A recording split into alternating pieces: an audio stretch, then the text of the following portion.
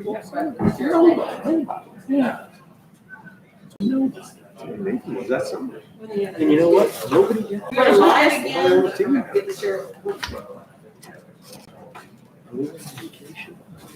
want me to cut that? Turn on off? I think it's working. You good? Good. Here's okay. It's picking up. Okay. Oh, I can, yeah. It's working. It's working. Check. It should be working. Right. They just have to find the unit 40. You have to get a person that got it the first time. Let's see. Can you hear it though? Only one person. Yeah, I have sound on me. And he's the older. Now it's moving. Here. Picture okay? Picture's okay. So my IT support bill will just come in the mail. Yes. You guys could approve What, that. reboot? Reboot is Oh, $100. Oh, yeah. That's a deal. That's what you. You're like 6 letters.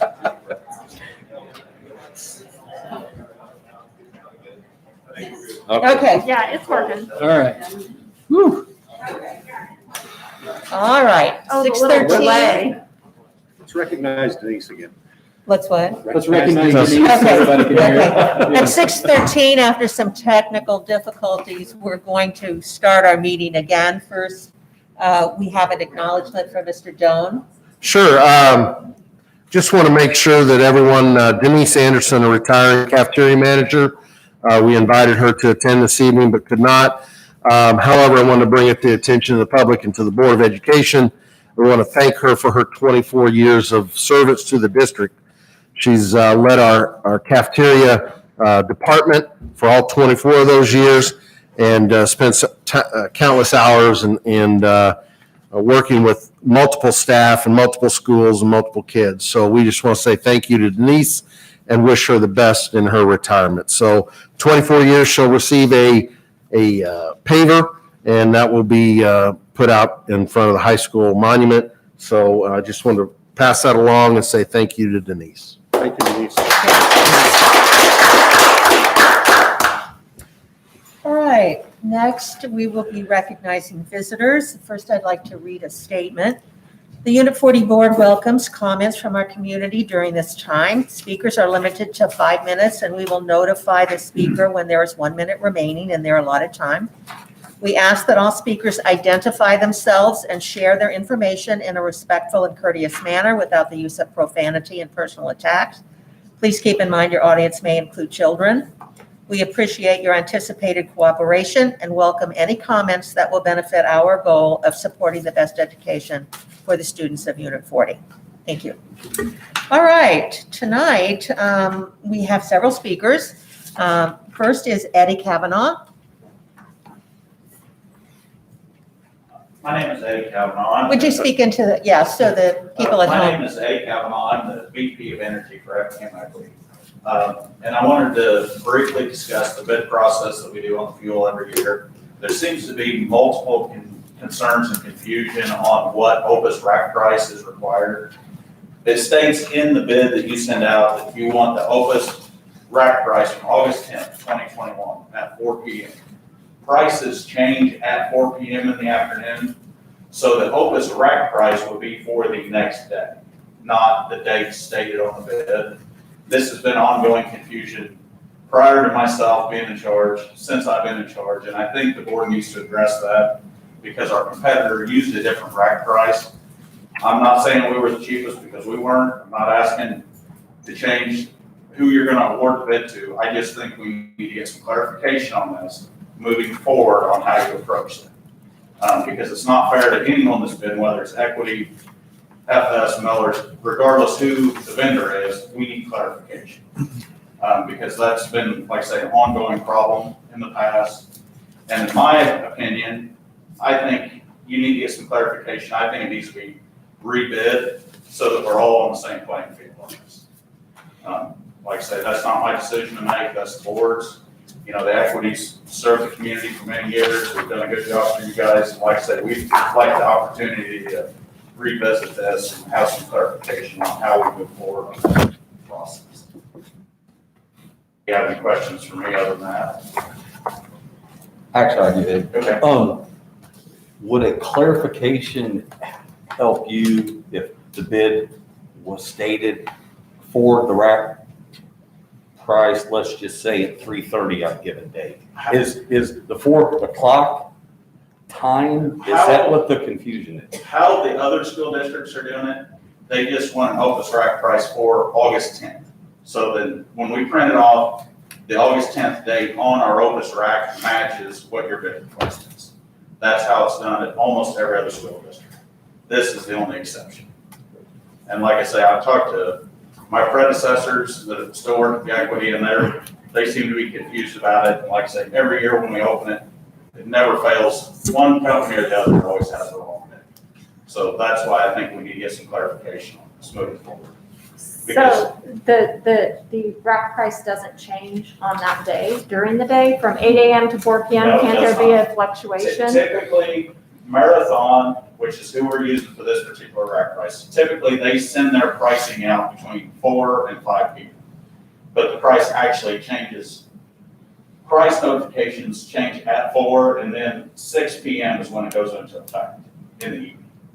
So that's where, like I said, there's confusion on this. So if we're using rack price for today, like if you want a rack price right this minute, we'd have to use tomorrow's rack price because the prices have already changed for that day. So that's why if we're gonna do it, in my opinion, whatever date you request, that's what the Opus needs to say. And if you guys have a copy of the Opus in your bid, it's dated with the time. Typically, they send those to us between 8 and 9 in the morning for that. Eddie, what time did you submit for your bid? We did for the following day, which would have been the 11th, because the rack price changed to 4. So anything after 4 would have been the the next same, would have been the next day's price. but it would have been the same because yours was the next day too, right? Correct. Anything after 4. Margin's margin. I'm not arguing that. Right. So anything after 4 o'clock, then those bids would be similar. Well, if we were using the same Opus sheet. In this case, the competitor used a different Opus sheet than we did. They used one from the 10th and we used one from the 11th. Are you sure about that? That's what my man that was sitting in there, Shannon, is here with me, and that's what they said, how it was. Not sure that's, Based on the pricing that we looked at, that's how. well, it'll be later in the meeting that information will be shared, so. I just want to clarify, because my understanding is it stopped at 4 o'clock, like you said, it goes to the next day. After 4, it goes to the next day. Okay. So, like I say, in the future, if we could clean this up, it would just make it a lot simpler for all of us. Like I say, I understand if we didn't win, a bid's a bid, got no issue with that. But at the same time, we all need to be on the same playing field on how we're doing this. Thank you. Thank you. Thank you. Thank you. Okay. Next is Nate Noren.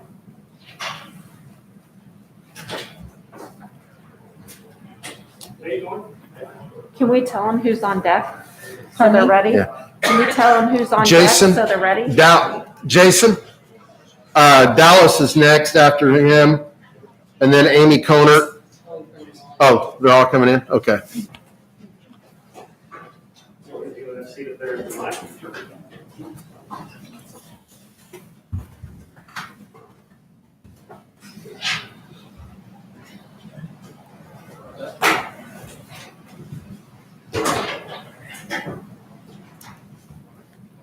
Go ahead. Thank you. Good evening. My name is Nathan Noren. My wife Elizabeth and I have 2 children in the Unit 40 school system. One son is going to be a sophomore. The other son is going to be in 7th grade. We also have a daughter that began attending full armor last year because of the requirement for masks. I would like to express my concerns regarding 3 specific topics. First, the board members, Roan and Winley. What I and other parents I've spoken with are disappointed in is that your statements indicated your vote was not based upon a conviction that was rooted in what you felt was best for the children in our district. Rather, you clearly conveyed that your decision was based upon a fear of how, if you voted to make masks optional, your family's finances would be impacted and the potential legal impacts to your family. That conveys that your decision was based primarily upon your family's best interests and not the children of our district. In this instance, if you truly couldn't separate your true conviction versus fear of outfall to your immediate family, the proper thing to do would have been to abstain from voting on the resolution. If you felt or feel as though you would never be able to cast an unbiased vote on this issue or one that's forthcoming, then the proper thing to do would be unfortunately resign. Because your vote was heavily swayed by personal motives, you stated, my hope is that you and other board members would agree that a revote by the board in the very near future is in order. My second concern is that I feel it's imperative that an undisputable answer be provided by the district's legal counsel and our county state's attorney. Is this mandate legal? And are the retributions the governor is threatening legally enforceable? I'm asking for someone to unequivocally determine, does the governor have the legal authority as of this moment to carry out his threats on our school? To me, it's a yes or no answer. Either he has the legal authority right now to do it or he doesn't. The recent threats from ISB indicates that they think the governor does have the authority right now because he's threatening to remove funding and accreditation right now. If he does, then we as a district would be violating a recognized law within our state, and we would have to ask ourselves, is it worth the repercussions to violate a law? If he does not, does not have the legal authority right now, we are being unlawfully threatened with repercussions by government officials. Not only are they threatening us, they would knowingly be doing it illegally. That statement should make every one of us take pause regardless of your political affiliation. Though it might sound as though I'm coming at this by making a partisan issue, hear me when I say this. My concern on this topic is not based on Democrat or Republican viewpoint. To prove that, I'll go on record as saying I don't agree with what the Republican governor of Florida is doing right now by threatening to withhold school funding and administrator salaries at schools that are going against his mandate, particularly if the situation there is like ours, where only their House of Representatives have passed it, but it did not pass the Senate and is not signed into law. If the Florida mandate is not an established law, like in Illinois, I feel the choices should be left to the local school districts and authorities. To me, we must have a definitive answer to this question before we make this decision. That answer would be based upon my interpretation of the commentary from the last board meeting, that would have likely impacted the decisions made by board members Bone and Windling and potentially board member Klosterman. This is yet another reason why I feel as though that a revote by the board is in the very near future is in order. My final statement this evening is an encouragement to all parents that if the mask mandate is upheld, to purchase an oxygen and pulse monitor device like I have here, it's about $30, and document your children's current and forthcoming oxygen and pulse levels. After speaking with my 7th grader and him telling me at times he had difficulty breathing at times after a 20-minute recess, and my oldest son telling me that he felt waterboarded, those are his words, not mine, by having to wear a mask during basketball practices, I have to protect him by documenting the changes that occur due to masks, particularly now that they will be masked daily, no less than 7 hours consecutively for 9 months, not counting sports practices and games.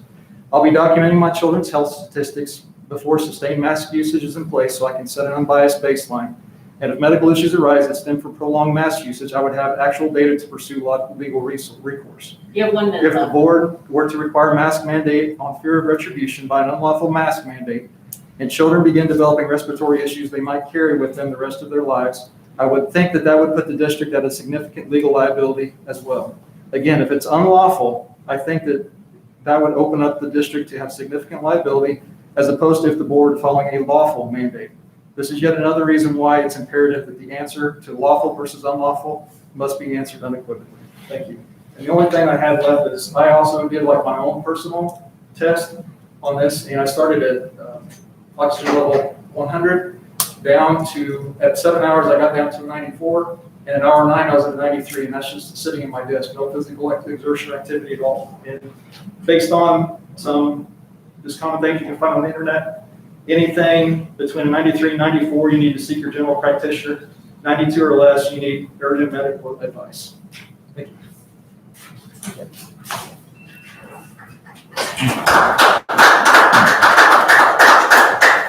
Dallas Bear.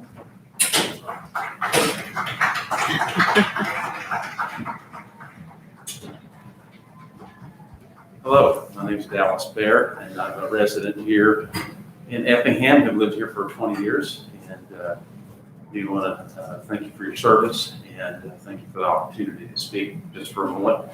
I have 4 grown children, and they've all gone through Effingham school system, all graduated here. Our youngest went all the way through. And so, of course, you're a taxpayer as well, and concerned about the school district. My biggest thing, I think, overarching here is the issue of freedom, and that we are a representative republic, and we do have 3 co-equal branches of government. Of course, the executive, the legislative, and the judicial. And right now in the state of Illinois, as well as federally, but in the state, we have a governor who is just skirting the legislature, and he is basically making laws from his executive position and continues to do it. And so I think that's the bigger issue here. I just want to bring a couple of things up about the children and having a mask mandate for children. Of course, it's been mentioned, COVID cases with children, they're the least susceptible to the virus, and they're the least transmissible of the virus. So those are borne up by statistics. And I came across in the here.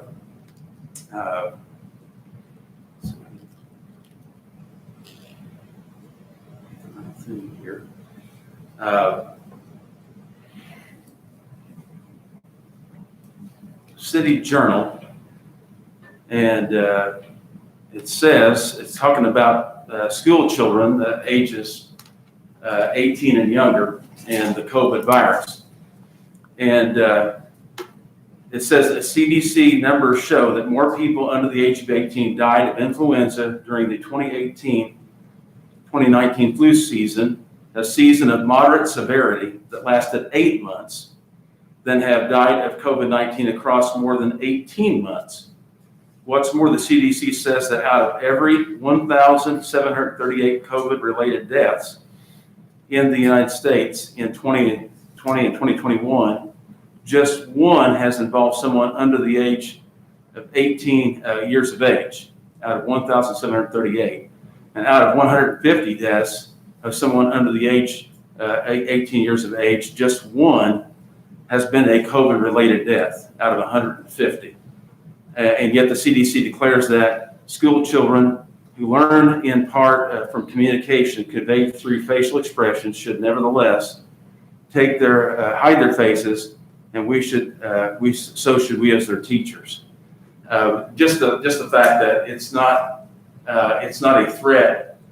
Our school children were not wearing masks, and I recognize this COVID. It's been very hyped, but the numbers just aren't there for our children. And I understand you guys are you have a lot of responsibility in what you're doing. I had considered a position on the school board when that vacancy was open. I've been a pastor and been in positions of responsibility, and I've lost my job at times because I stood on what I felt was right. And I'm just encouraging you to stand for what's right here. I talked to legislators about the law. There was a really good Facebook Live that was on a couple Sunday nights ago that our Representative Wilhauer put on with Representative Niemer and some other representatives and Senator Bailey. And Representative Wilhauer, pointed out there that the governor does not have constitutional authority to do this. Either the Constitution or the Emergency Act does not have that authority. And HB 2789 was mentioned last week. That was a bill to give the IDPH the authority basically to punish schools if they did not follow health guidelines. By implication, that mechanism of execution of what the governor wants to do is not there now. He doesn't have that means of doing that. And so, there could be an argument both ways. I recognize it's been said there's not a silver bullet, but I just encourage you guys to stand for what's right. I feel like that you took this responsibility on, and that's part of it. You got to man up and say, this is what I'm here for. I'm here for the kids. I'm here to do what's right by them. And fear is not a good motivator of making decisions. So thank you very much for your time. Thank you. Thank you. Amy Conner. Amy's outside. Amy Conner.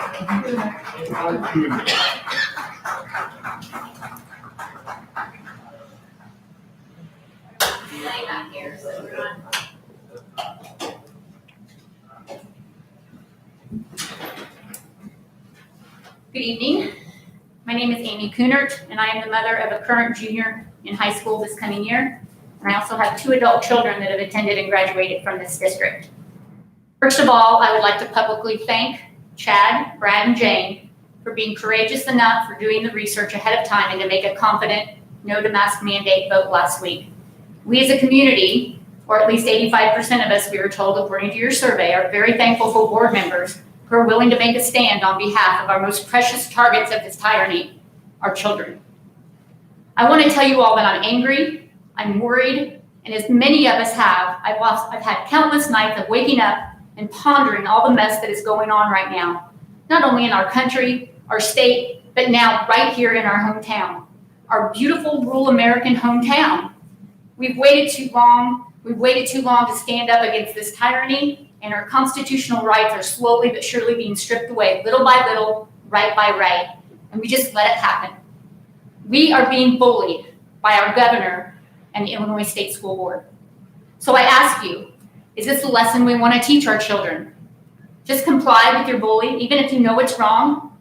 Thank God David didn't cower down to Goliath, and thank God our forefathers had courage to stand up, or we wouldn't have the freedoms that we have today. And I believe they would be quite disgusted with our cowardice, by the way. I want you to ask the ISBE, on what authority do you have to instill these threats? They do not have that authority. House Bill 2789 did not pass. The authority is still ultimately ours as parents, because you were voted in by us.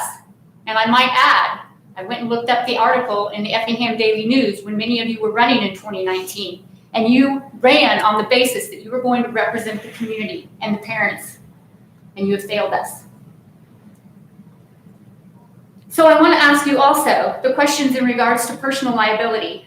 You are willing to take on the liability, you are willing to take on the liability of having a vaccine clinic on campus, where to me the risk would be much greater, as a student could have an allergic reaction or react as the myocarditis heart condition that we've all been reading about. Some of you may roll your eyes, but it's real. And you can't deny it's happened. So why are you willing to take the risk for this? Vaccines do not need to be promoted on our school campus. I guess you would also be willing to take on liability of a child getting a severe lung infection because of constant mask wearing, or having a severe asthma attack. Could you be held personally accountable for that? Of course you can't. One is as ridiculous as the other. And there's a statute, 105 ILCS 5/10-2.20 from chapter 122, paragraph 10-20.20 that gives you indemnity. These are bullying tactics they are using to fear you into compliance. I realize this is a volunteer position, but honestly, if your personal interests outweigh the interests of our children, then maybe you need to respectfully step down and resign from your position. The hypocrisy is overwhelming. To watch those of you who voted for the mandate to sit there maskless or not attend at all, we see you. Masks were removed after the crowd left and you came back from closed session. We see you in our communities, yet you still want to instill this on the least likely impacted by this virus. I challenge those of you who voted for this ridiculous mandate, lead by example. You wear a mask 8 hours a day, 5 days a week. See how it affects your health, both physically and mentally. We were told last year that our children would receive mask breaks, and it simply did not happen. On beautiful days, PE classes were staying inside instead of going outside, losing their opportunity to get those breaks. You have 1 more minute.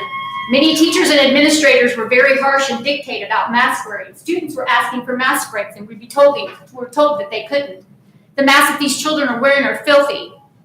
We tried to talk about it. On the back of these packages, it says straight on them, they are not for antiviral use. They have chemicals in them that are cancer causing. Is this what you want for our children?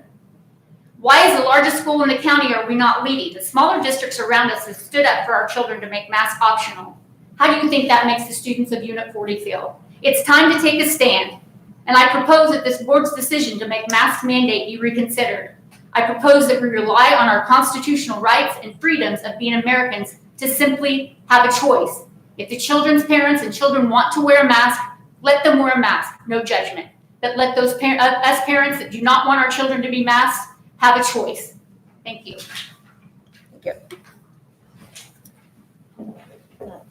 Alec Ring.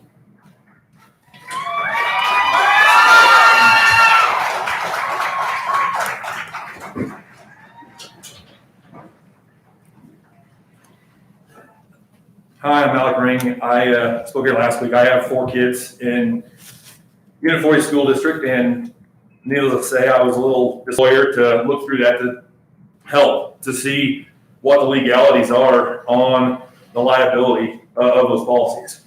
I'm willing to put up my own money. If any of you need personal umbrella liability of up to $1 million, I'll pay for it. If you're scared about your own personal loss, financial loss, I'm more than happy to do that. But when I read through a lot of the stuff on indemnity and community and tort immunity, you guys are safe. That, like they've said before, I agree with the last 4 people that spoke. HB 2789 did not pass. There aren't teeth in what the governor's trying to do. It takes legislative action to change the funding and do this stuff. He is trying to be a bully. It's funny that all of a sudden at the state fair the other day when I was up there, he has his mask off speaking, but yet we're here in a small Effingham community wearing masks in closed session. You know, it just seems like a big hypocrite. But, several questions I would like to ask. Where's it written in the law the governor can just take control away from the school board? How can he take away your recognition? What does that actually mean? So the Illinois School Board can suspend, but on what? Following the Illinois Department of Health's guidance? It did not become law yet. It's not possible to do that. Almost 100 school districts now in the state of Illinois have stood up. They've listened to the parents, 85%, and done what the parents have. Let the parents do what's best for the kids. Make masks optional. If people want to get vaccines, let them get vaccines. People want to wear masks, absolutely. Now, all of a sudden, I think you have some great ideas, Mrs. Winling, last week of, can't we just check some stats? Let's make it optional. And then there's a suggestion you've made that maybe if the numbers get worse, then we step it up a little bit. Let's take some things. I've got to try to console 4 kids almost every day. We've had a couple of them in counseling. It's not easy. Agony, all those things, are passing. But the mental health things of all of our kids are huge. The teachers. I know several of you ran wanting to support the teachers more than anything. That's where your heart and passion is. Support the teachers. The majority of the teachers don't want to wear a mask. They also don't want to be threatened to have their paychecks, their pensions taken away. All this funding is created by the legislator, and the legislator has not passed any law allowing the governor to do this. These mandates keep going on and on and on. And when will they stop? When will we, even the hypocrisy of other parents that say they want masks, and yet this past weekend, I've seen around 10,000 people at the state fair. You see the governor at Lollapalooza, millions of people together, no mask, and then all of a sudden 3 days later, now everybody needs to wear masks. Is it funny how quick that changes, depending on whatever the narrative is for what they want? Is it not funny that it's all about money, control, power? I ask you, please reconsider, have some more discussion. Please think about this. If you don't want to take on the personal liability of the stuff of being on the school board, then step down. Don't take it on. If you need personal financial liability insurance, I will upfront up to $1 million for you, the policy, the premium on that to cover you if you need be. I do appreciate your service. I know it is a thankless job, but please reconsider your decision. Please consider the kids. I think parents know what's best for the kids. I don't know a parent out there that's a deadbeat. I'm not saying there's not some out there, not outside, but in our district, but parents are fighting for the kids. Listen to them. Let them decide what's best for the kids. Don't let the governor, who is not an expert on health, decide. Go with what the CDC says. Recommend. Don't mandate. Please choose freedom. Thank you. Okay, is there anyone else in here that wishes to address the board? Want to check outside and make sure we've got just probably time for one more from maybe 2.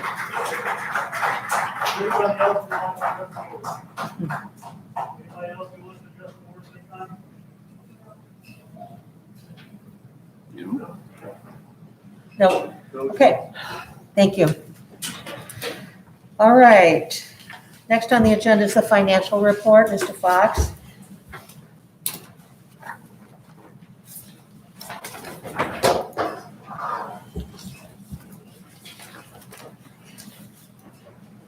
Okay,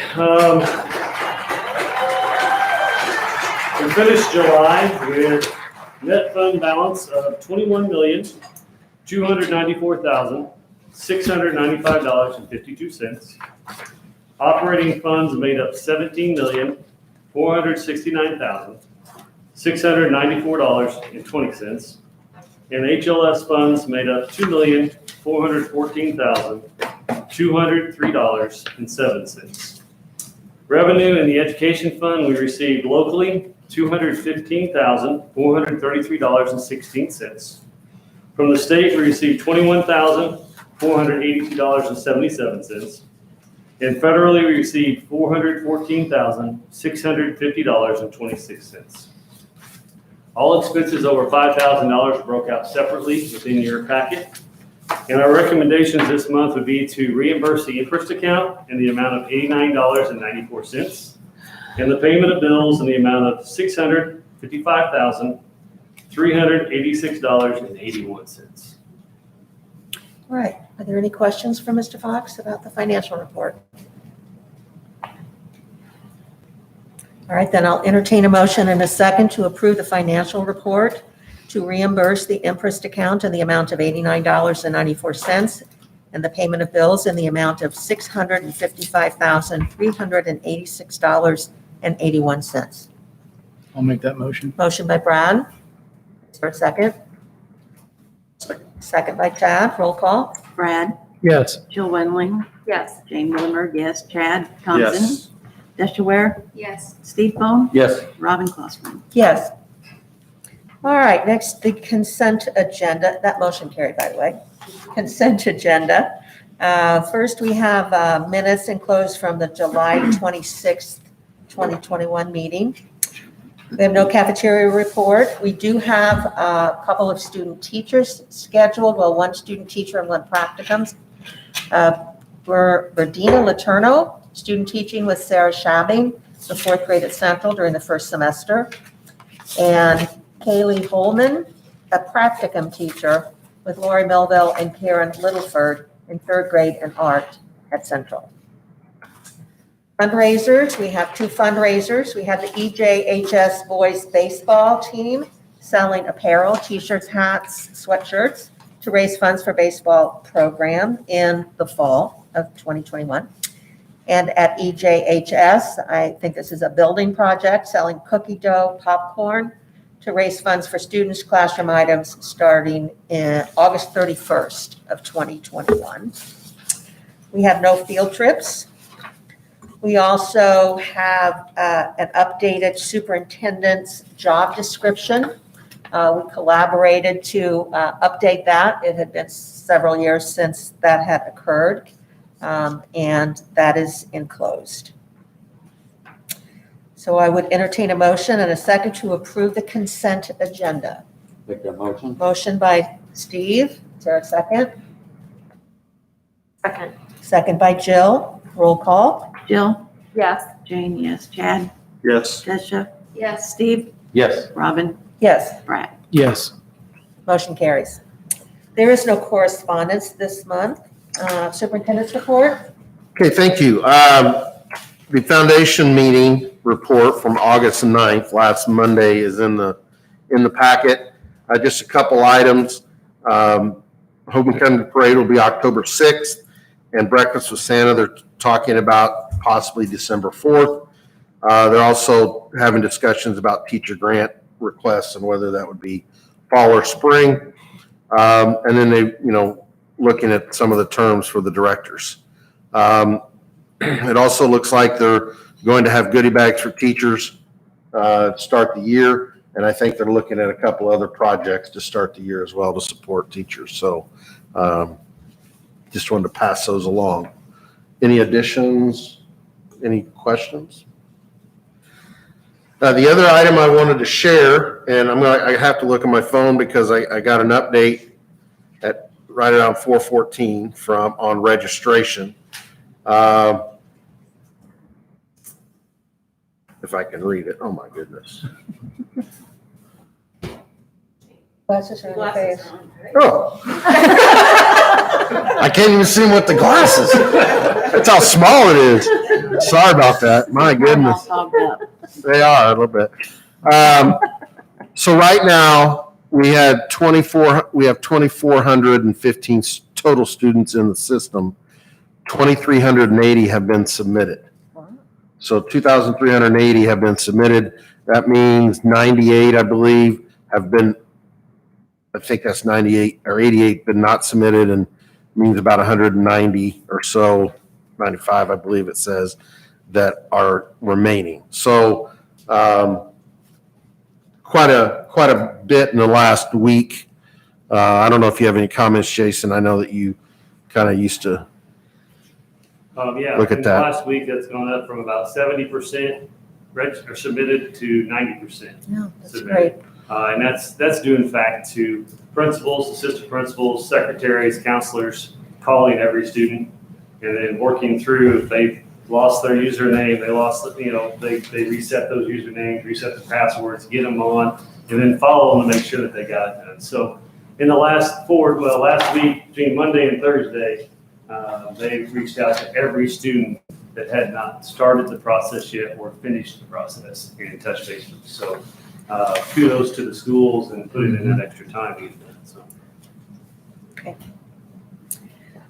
All right, is that it? That's it. All right, new business then. The first item is the ratification of contract with the ECTA. Yeah, we're happy to put in front of the board on behalf of the bargaining team of Jill and Robin and Jason and I went through that process this year. Just a couple highlights I'd like to share. You've had a chance to look through that, and if you have questions, we'll answer those in a minute. However, it's a 4-year contract, July 1 of 2021 through June 30th of 2025. The average sell increase over the life of the contract over 4 years is 3.2%. That's each sell. So individual increases may vary due to gathering more education as the years they go down for experience, and or if they add on a sponsorship or a coaching stipend. So it's really hard to say, here's what each person is going to get over 4 years, but each sell is going to have an increase of an average of 3.2 over that 4 years. So that's a strong number. The contract addresses the issue of not only retaining staff, but also recruiting staff. And I think that was a big discussion from the board and also from the interest-based team. The contract also has an increase in insurance stipend that the board provides monthly. And it clarifies the unit of work paid across the district for work outside the day. So it kind of cleans that up as well.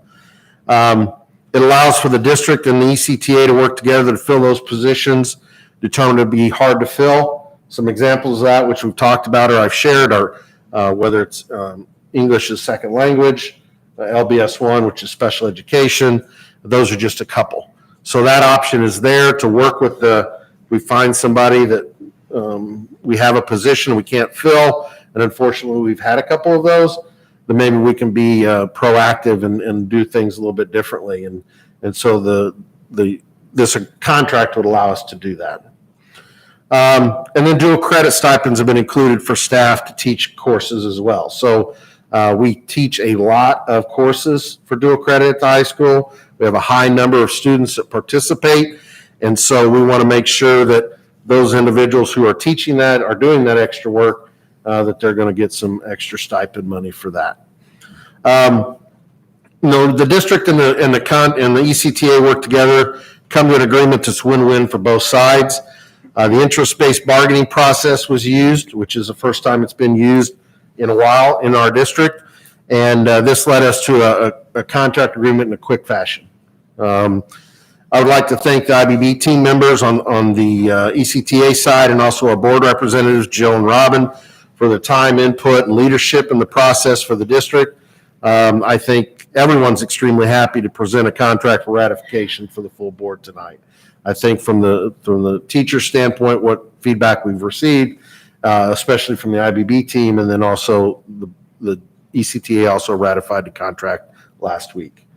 So with that, I'd open it up for any questions, but we obviously, the team recommends ratification of the contract. Any questions? Great job.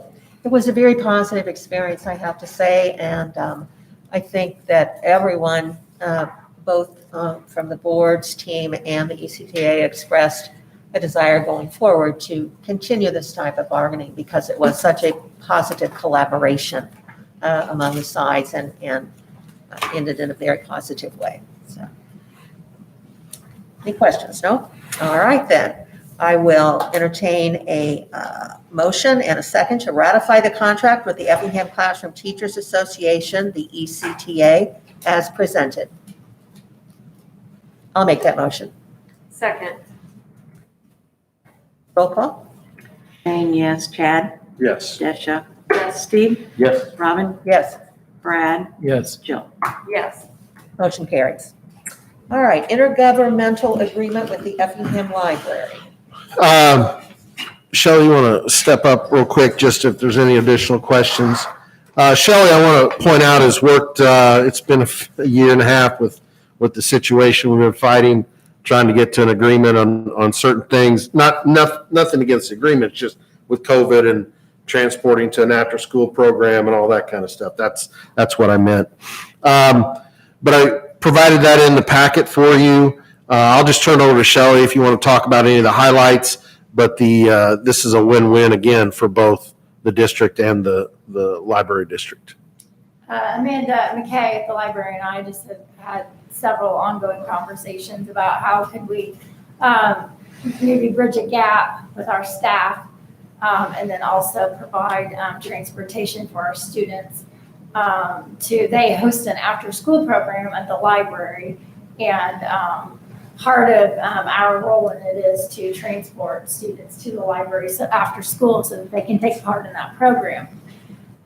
So what this agreement does is it provides the transportation, and in return, it provides library cards from the Effingham Public Library System for staff who do not already reside in an area that is served by a library. So a couple of examples just for clarification. If a staff member lives in Mattoon, the staff member would not get an Effingham Public Library card because the staff member would have a Mattoon library card. However, if we have a staff member that lives at the lake and is not served by any library, then they would get an Effingham Public Library card.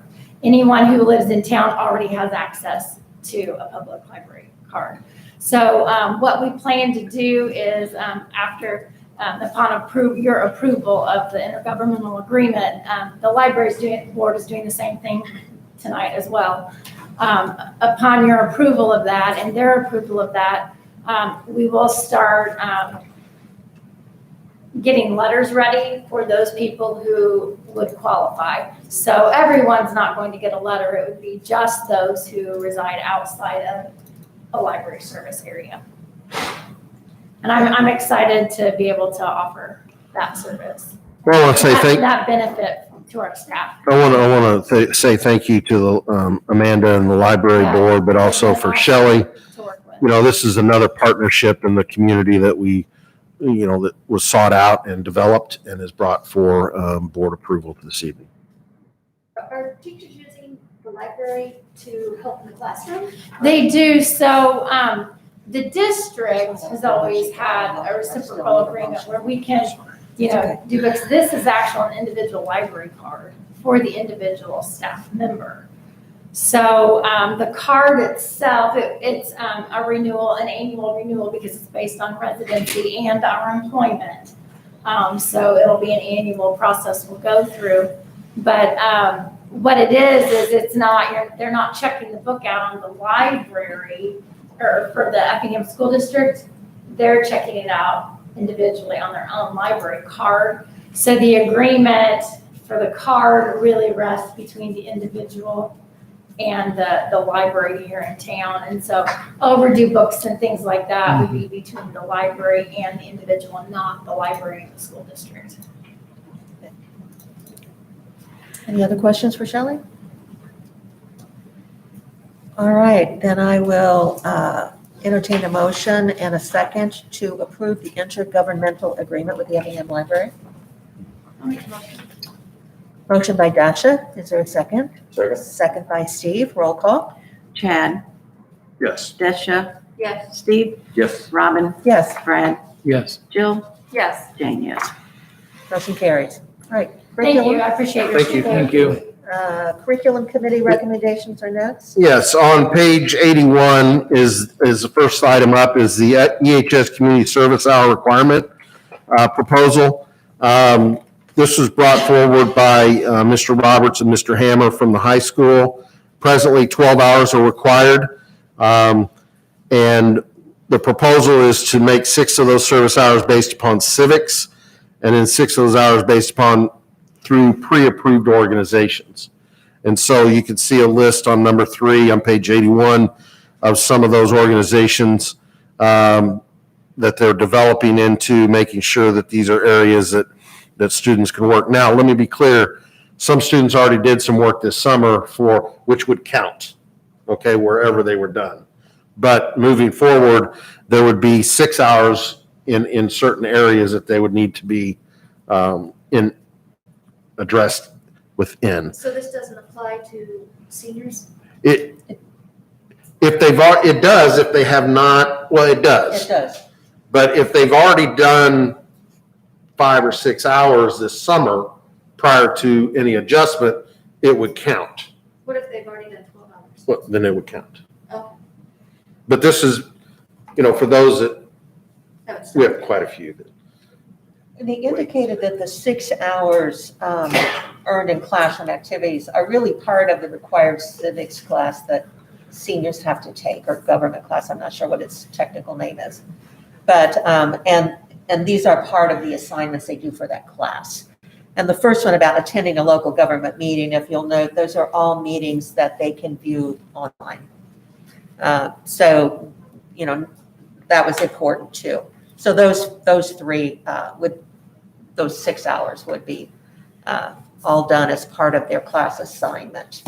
And they also indicated that list of approved organizations could expand, that they could add to that. This was just the starting point.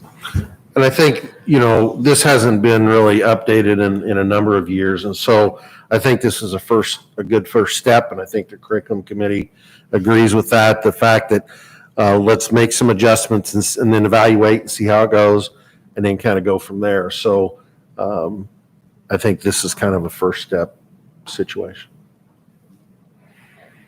And I would encourage other entities within the community to reach out to our coordinators. If you need volunteer service hours and you're willing to send or have a coordinator or contact in your nonprofit to contact the principal or the service coordinator, because we don't want to limit Sure. where our kids go, but we need to have some checks and balances. Right. So we're not eliminating charities, but we do need to have some accountability.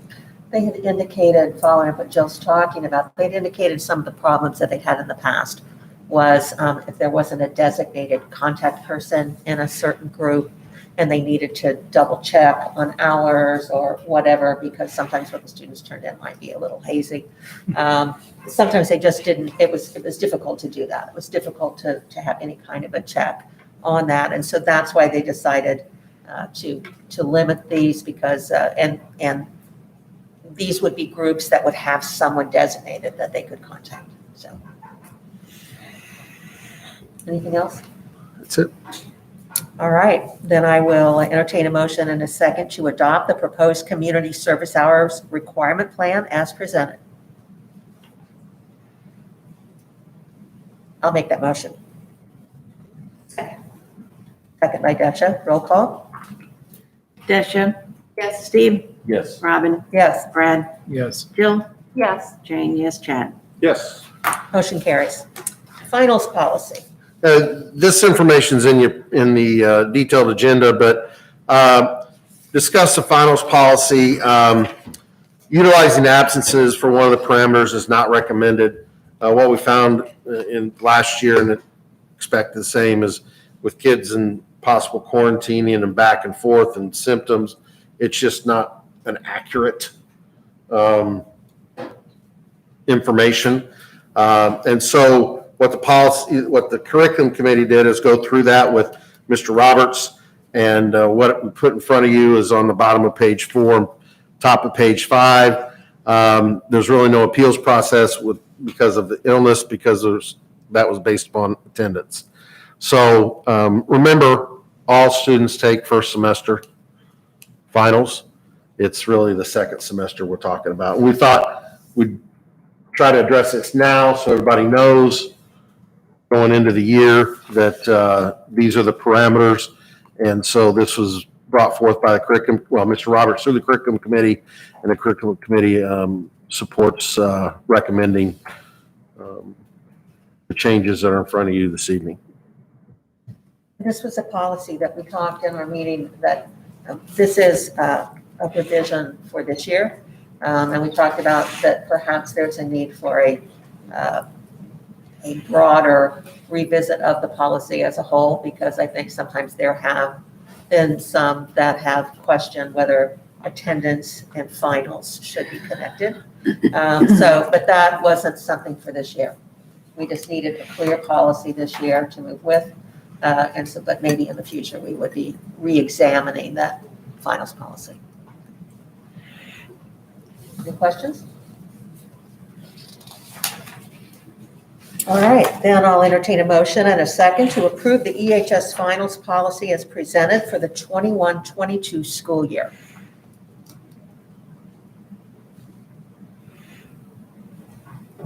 Motion. Motion by Steve. Second it.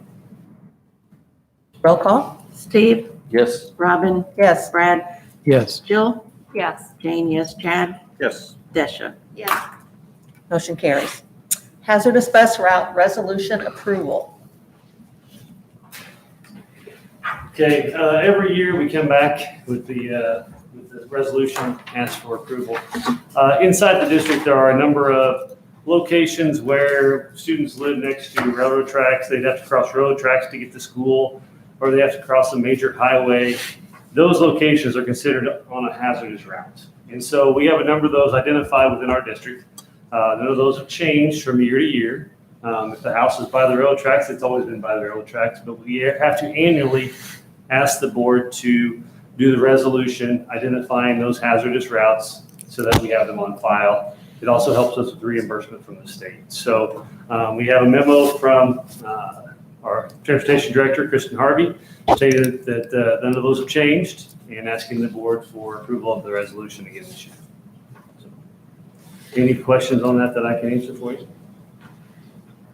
No, my only question was going to be, what is the hazardous? Basically, if a student lives within 1.5 miles of school, they're supposed to walk. Yeah. This allows us to pick them up and bring them to school so they don't have to cross a hazardous area. Sure.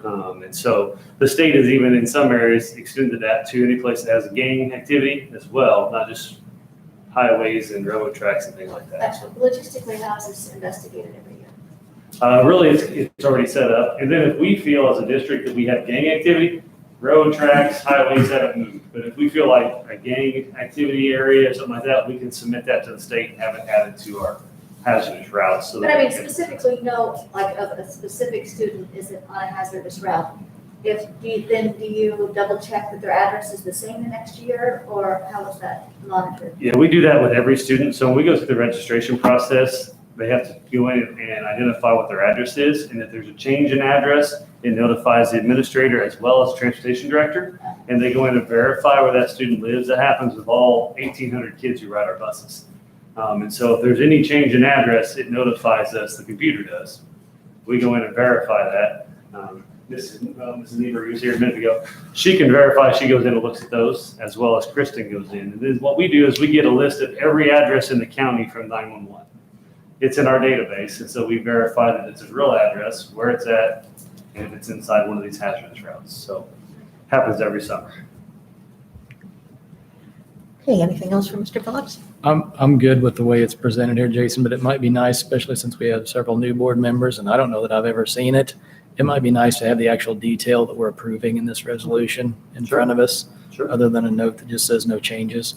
Because I mean, I kind of don't know what I'm approving without having seen it. So just a copy of it or something we can see might be, I'm good for this year, I guess, but maybe for years going forward, if we could see, or send it to us so we can see what it is, because You it's think a copy of the map or where the locations are?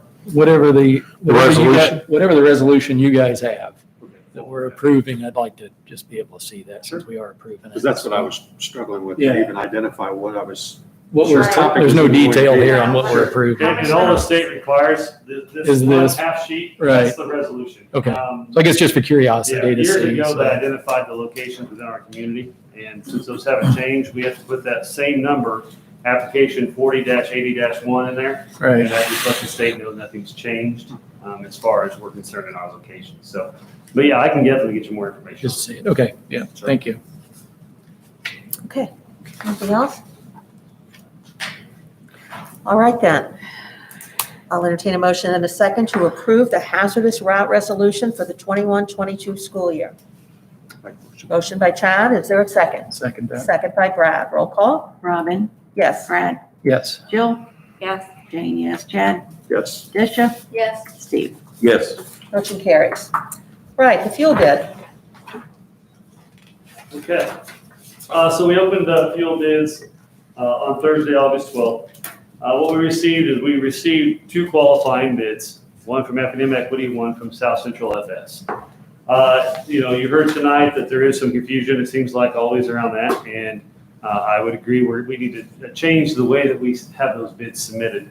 What we got is, I say qualifying bids because both groups did submit the OPIS rack pricing from the Robinson Marathon Refinery. Both submissions qualified under the 4 o'clock on August 10th. The FS came in at 4:34 p.m. on August 10th. The equity came in at, I believe it was 9 o'clock in the morning on August 11th. Both of those qualify with the same rates. However, when you look at the OPIS rack pricing, and this is where some of the confusion comes in as well, there are various pricing for the sitting grades of fuel within that OPIS price sheet. And that's where, when they put their rack prices on their bid sheets, they look different.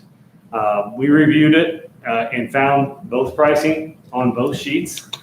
We also had our legal team review it, and they said both bids qualify under the requirements. So at the end of the day, what it boils down to is Effingham Equity would deliver theirs with a 5-cent upcharge over the rack price, and South Central FS is delivering it with a 4-cent per gallon upcharge over the rack price. So this year, South Central FS would win that bid based on the fact that they're 1 penny less than what the equity was. As part of our bid process, it also talks about that they understand when they deliver the fuel, they have to bring a current OPIS rack price with them from where they bought it, so that we can verify that price plus whatever the upcharge is the correct price at that time. We're not locking in our fuel for the full year. We're locking in a 4-cent or a 5-cent upcharge on whatever the fuel cost is at that time, is what we're locking in with our contracts. So I got just a couple clarifying questions, because I asked one before. So if I heard right from Mr. Kavanaugh, the fact is that at 4 o'clock, those prices are, for that day are done, right? So anything after 4 o'clock, which FS was at 4:30, and that was my specific question to him, that if it was after 4, then it would be the same as his at 9 o'clock in the morning. Okay. The other question is FS, and we've bid this out how many years as a district? 20 years. Probably. 20 years. And I just find it, if there were issues with the bid, how come it wasn't brought forward before? That was my question. Has it ever been brought up as an issue? There was before? a third company a few years ago who wanted to bid, who had an issue with the way it was done. The last couple of years, both Equity and FS have pulled the right sheet and have been at the table. I guess the argument is that if you have a different rack price that you're looking at, it may change what you want the above number to be based on what, because otherwise it really doesn't matter, right? I mean, So the basically, bid is what they're going above. correct. But I guess what he's saying is a number from one day to the next might change what their bid would be possibly, I guess. But it continually changes, But right? yeah, the Based opus upon rack the- price will No, I change know every it's time we gonna buy change, fuel but I'm saying, moving but forward, yeah. For In the their mind, purpose it of may- quoting. It may sway what they want to bid. Could, It could, potentially could, I yes. guess is what he's saying. Could potentially, yes. I don't know why it would, but. Right. It's possible. So we can clear that confusion up, if there is any, just in the wording of it. Or is it the time? No, just So- a date, he said just make it a date, so it's So- a rack price for August the 10th, not August the 10th at 4 PM, it's just for August. Right. Well, And it didn't may it- be clearer for us to say, if the opus rack price is $2.26, what would your upcharge be? What would the final cost be? And we actually give them an opus rack, or a rack price and say, what's the upcharge for this year? Is that how Is that other what districts we do it? got? Those What- things that, my conversation with our legal team today was, all right, let's get this cleared up for next year. Right. But both bids were completely legal. Both bids completely met the requirements of our bid process. So, we can absolutely move forward with it the way we have. Right. And so that was the big question that's what we felt by looking at them, especially when we could identify that both were pulled using the right numbers. And then I was able to find the numbers on both sheets that both of them used. They just used different numbers within the opus rack pricing. Right. So, I mean, I think, I feel like we can move forward with Yeah. what we have, but I don't know if there's some way to clarify it a little bit better for next year. absolutely, Right. that's. Well, I on that think list. if I remember right, we went with a 4 o'clock, a date on 4 o'clock because years ago they were pulling them at different times. And so, Yeah, Opus is set on the East Coast, it's set at 5 o'clock Eastern time, and it rolls over, that's when the prices for the next day are set, which is 4 o'clock our time. Mhm. And so if somebody pulled it on August 10th at noon, and somebody pulled it on August 10th at 4 o'clock or after 4 o'clock, they got two different prices because it's on two separate days. And so that's why I said August 10th after 4 o'clock. Well, you could say, You could say noon. It's confusing. I don't And really both know, groups do I it. don't know why the rack price even matters, because isn't the question just, what are you gonna charge above the rack price? Right, because the Right, rack exactly. price changes every time you deliver. Right. Right. In there about what the rack price is. Right. But your proposal is you give them the rack price, right? Yeah, And that's- that we would just provide a rack price and say, Why do you? Provide us do your that? upcharge. Why don't you just say what? That's a what's good the bid point. on above the Yeah. rack price? Since it's variable, what does it Yeah. really matter? what I would probably do is get with Howard, our legal, And have when it them comes write to contracts and say, Right. give me what you're seeing everybody else use, and then let's Right, develop yeah. what we need to use moving forward. Absolutely. This is the process that's been used for 20 years. And so this is the first time it's ended up this way. Sure. And so now we'll make a change. Right. So, Sounds good. Thank you, Jason. All right. Anything else for Mr. Fox on this? All right, then I'll entertain a motion and a second to accept South Central FS's bid to provide Unit 40 fuel for 21-22. I'll make that motion. Motion by Brad, is there a second? Second by Dasha, roll call. Brad, Yes. Jill, Yes. Jane, yes, Chad, I'm going to abstain from this one because Nathan works for Okay, South Central. That's fine. Desha, Yes, Steve, Yes. Robin. Yes, motion carries. Paper purchase. okay, we used to do this about 3 times a year, and lately we've cut it down to really once, maybe twice a year buying paper, so that's a good thing. But we are in need of a truckload of paper, which is 840 cases. So, Just a few. yeah, that's a lot of paper. So when that comes around, what we do is we reach out to a number of paper providers. We ask them for their price for 840 cases. And this year we received 3 prices, Office Depot, Contract Paper Group, and Staples. And this time Office Depot is the low bid or low quote on that at $22,050. In the past 3 years, it's been Contract Paper Group, but they're a little bit higher, and Contract Paper Group and Staples both had supply issues. They were talking, 8 to 9 weeks out. Office Depot says we can have it within 2 weeks. So That worked out given the pricing as well. So our recommendation would be to move forward with Office Depot. Any other questions for Mr. Fox? All right, if not, I will entertain a motion and a second to accept the quote for paper from Office Depot at a cost of $22,050. Make that motion. Motion by Chad, is there a second? Second by Steve. Roll call. Jill, Yes. Jane, yes. Chad, Yes. Desha, Yes. Steve, Yes. Robin, Yes, Brad. Yes. motion carries. Technology Committee. I need to go get the Okay. cases. Technology Committee had a meeting, talked about several different things.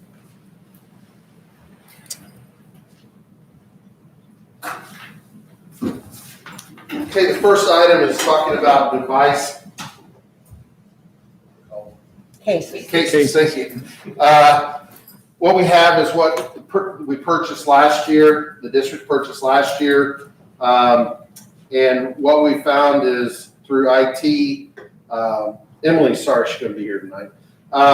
The idea was they put their charger in this front, and then as mainly, we had more of these at the junior high issues where they toss them down or they don't lay them down.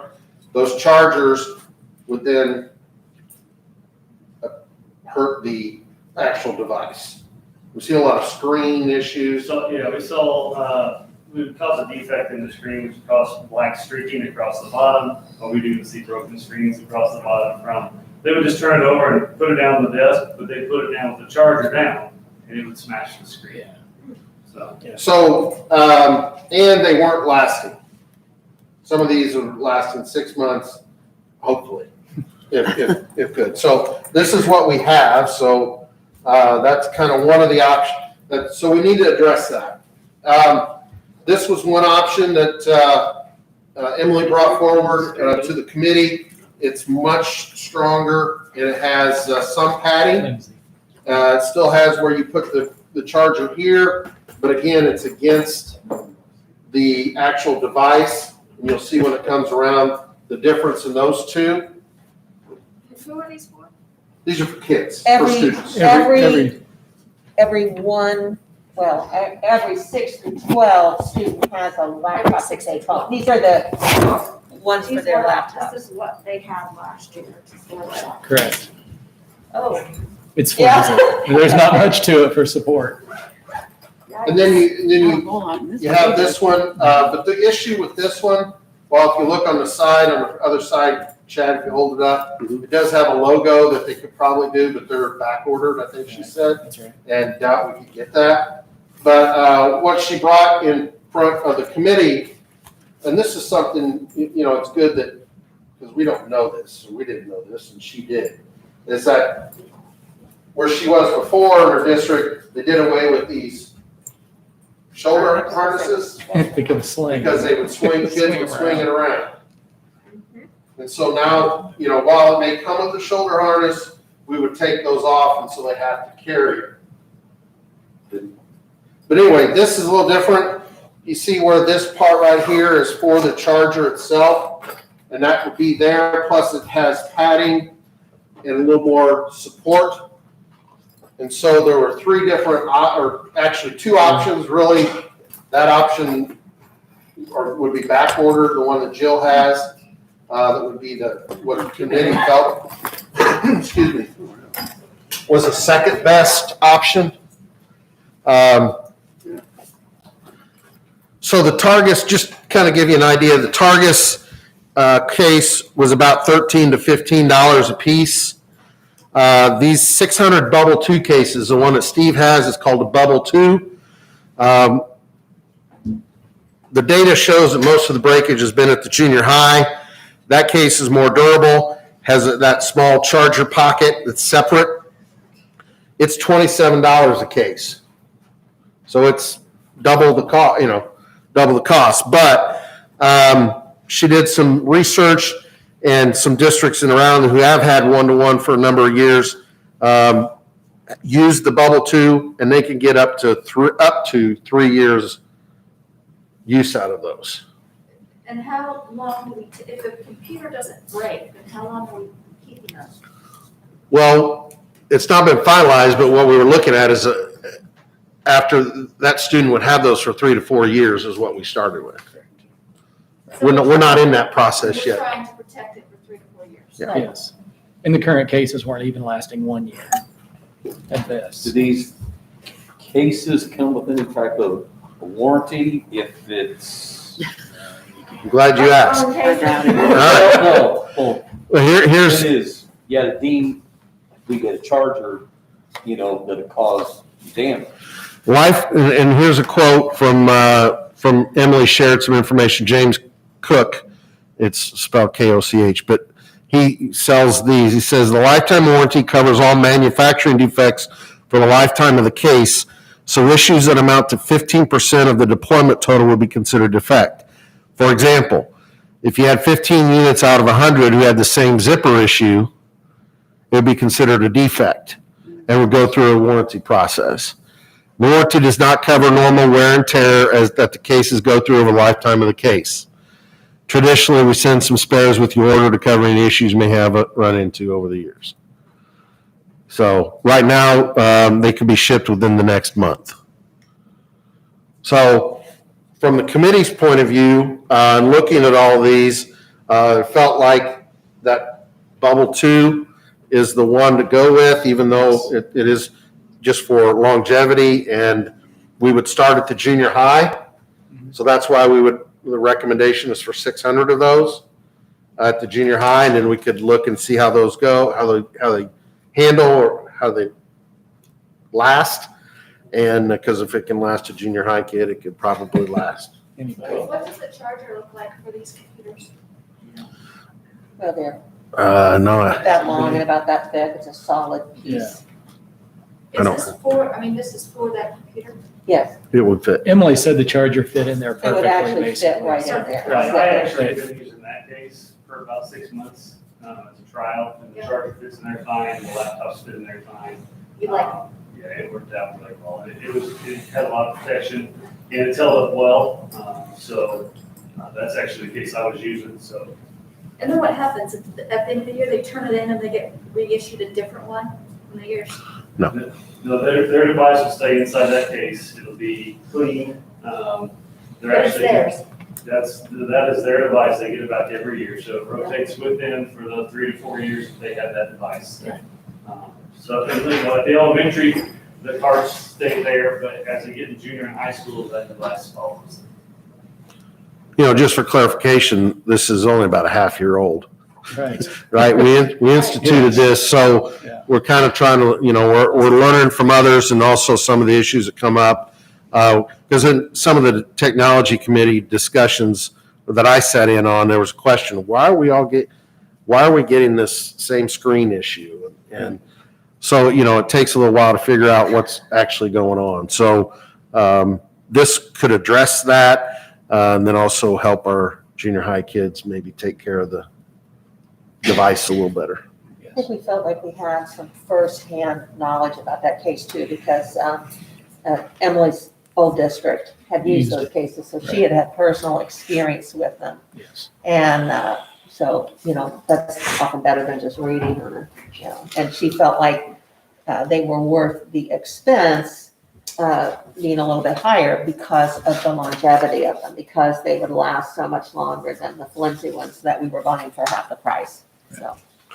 So you could look, the quote is on page 102 for a total of 600 of those those cases for a total of $17,393.25. Any other questions or thoughts about the case issue? The shipping? Yeah, I was gonna see what the shipping was per device. Yeah. 1,200? I would see if they have a, Put them on Could we Amazon. send the van there? To Florida? I don't know that's where the company is. Right. that's a little crazy.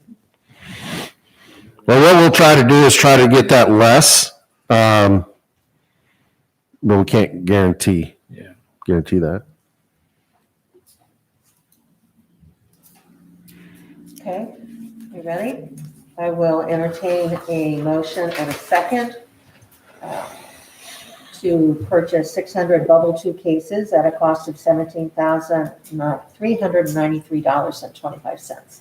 I'll make that motion. Motion by Brad, I'll second it. Roll call?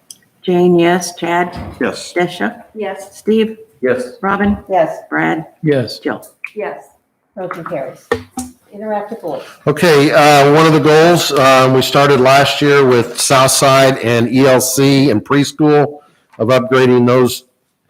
Let me be very clear, every room has a projector and either a board or a projector system already. What we had started last year was upgrading those to interactive boards. And so ELC and preschool and Southside have been upgraded. And so what we're looking at and talking to the committee about was the next two buildings for this year were going to be the junior high and the high school. So we're talking 47 boards for one building and 53 boards for another. And that's $2,350. You can see the quotes in front of you. There's a quote for 100, and there's also a quote for 20. And here's why. The committee, we talked about, we have 20 rooms at the junior high that we're going to be putting up what was existing devices or boards or systems. And could we get 20 and get them in and get them up prior to start of school? That can't happen.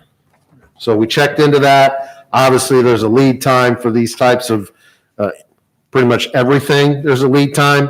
And so that's not going to occur.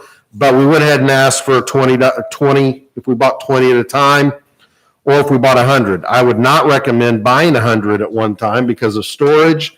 And quite frankly, with everything that's going on, we need a plan, and we talked about this in the committee, about making a plan to be able to order, receive, install, and provide training, all without trying to interrupt the learning process in the classroom. So what the discussion was at the committee level was, could we ask for the order for up to 100, and we would order them as we go, and if, like over Christmas, if that could be worked out, if a plan could be worked out, or some of those could be put in, and the teacher's trained, so it's utilized, and they feel comfortable about that, then so be it. Otherwise, we're going to be looking at the spring and installing those. I think that's the plan that needs to be developed. And so Emily understands that, and so this would be with ESSER 2 funds that the district has received approval from the state and through the federal government down to the state. So the ESSER 2 funds would pay for this cost, not the local district. So the total cost of UC, if you did 100, it's all the same. It's the difference. I think they cut the price down a little bit to $22.27. If you bought all 100 at a time, that's not going to happen. But we budgeted $23.50. That's the same. We bought 12, or how many did we buy last year? All south side, so close to 20 boards. 20 boards. There was the same price. So we're getting the same price as we got last year through however long we order for the 100, and that would be this coming school year. So we got additional, the Learn It 4-year extended software maintenance, and then also an extension on the warranty. So that's positive. So we got at least 5 years on each of those, I believe is what it is. So the recommendation from the committee was to approve the purchase of 100 interactive boards at a cost of $235,000, with the ordering actually moving forward once a plan has been developed and shared with the committee.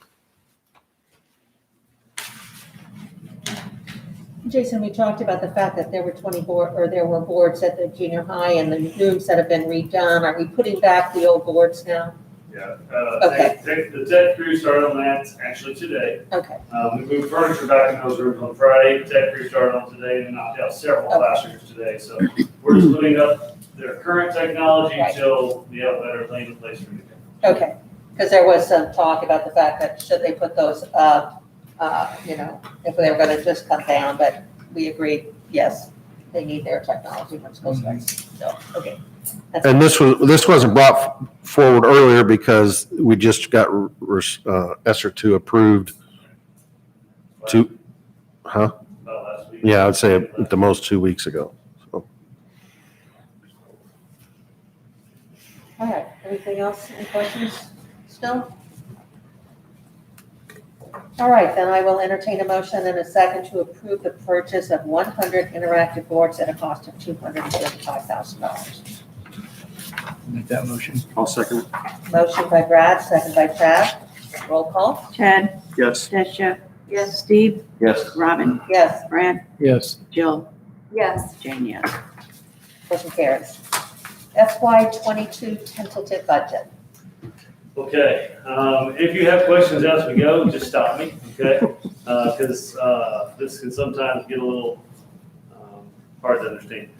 I put it inside your packet, a sheet that looks like this one. It might be a little easier to look at as well, okay? Really, the lines you want to look at are line 3 and line 21. Line 3 is the beginning fund balances as of July 1. And then line 21 are the anticipated balances as of June 30th of 2022, okay? So that's kind of the where we're starting and where we're finishing those are our estimates. I'm gonna talk about the 4 funds that we have the most impact on, the operating funds first, and then I'll talk about the other funds at the end. The education fund, we are into, when you look at our budgets, Mark and I, one thing you have to understand about us is we are very conservative when it comes to looking at revenue coming in. If anything, we're going to estimate revenue coming in a little low because we want to just be safe. And then we're going to look at worst case scenario on expenses. So when we do a budget to start the year, we're going to look at worst case. What if this goes wrong? What if that goes wrong? What is it going to cost us? And we're going to look at the least amount of money that we think is coming in revenue. So in the education fund, we are anticipating a deficit of $746,634. In there, we have built-in contingency funds for the situations that you have no idea are coming up that you have to deal with. We've also included in there staff salary increases for both support staff and certified staff. We've included technology upgrades. We've included the purchase of the math series, which we're paying this fiscal year that we purchased, through last year we piloted. We have salaries for new math interventionist positions as well as preschool and ELC counselors. So we have a new preschool teacher in there as well. We had to put revenue in and expenses out for ESER 2. We have the addition of a blended preschool classroom this year. And then at this time, we did not put any administrative or BOE salary increases in this one. Okay? So at this time, the education fund, we are estimating the ending fund balance would end up at $10,636,812 on June 30th. Any questions on the ed fund? No? I just want to point out, this is a tentative budget, and I think I put in there that, some of the information we don't have yet, and I mentioned CPPRT, which was a huge revenue increase from the previous year, last year. That's one of the revenues that we had no clue was going to be increased like it did because the economy started coming back. And the anticipated, I anticipate it being at that or higher, but we don't have those numbers yet. And then ESER 3, that grant is not in here yet. We hope to have that done and hopefully approved by September board meeting if we get that from the ISBE. So those are 2 huge issues there that will affect some of this, what we bring back in September. The second fund to talk about is the O&M fund, Operations Maintenance Fund. We are anticipating a deficit in that fund of $188,999. Again, we're building contingencies there. That's the fund that pays for when the walk-in cooler goes down or the rooftop unit dies or the 1986 air conditioning units, the ELC fail, things along those lines. We've also built into that staff salary increases. We had ESSER 2 revenue and expenses also in that fund based on what we were doing with those funds. We had expenses in there for the east side renovation. And also we had increase in revenue from TIF or use at EJHS. We still have revenue coming in from the city on TIF to help us with the continual project at the junior high. This will be the last year with that agreement. With all expenses and revenues come in like they're anticipated, we estimate the O&M fund balance to be $1,736,428 on June 30th. Are there any questions on the O&M fund? Keep moving. Transportation fund, we are estimating a surplus in that fund of $221,791. Again, contingency funds are in there. In that fund, we will have the purchase of possibly 8 buses. We'll be meeting with the Facilities and Transportation Committee to talk about that, but we budgeted in there 2 special ed buses and 6 general buses purchases. We also have the purchase of new vehicles, maintenance truck, car, and a car. We also have salary increases built into that and building upgrades, such as a new roof on the transportation. So those are built into the transportation fund.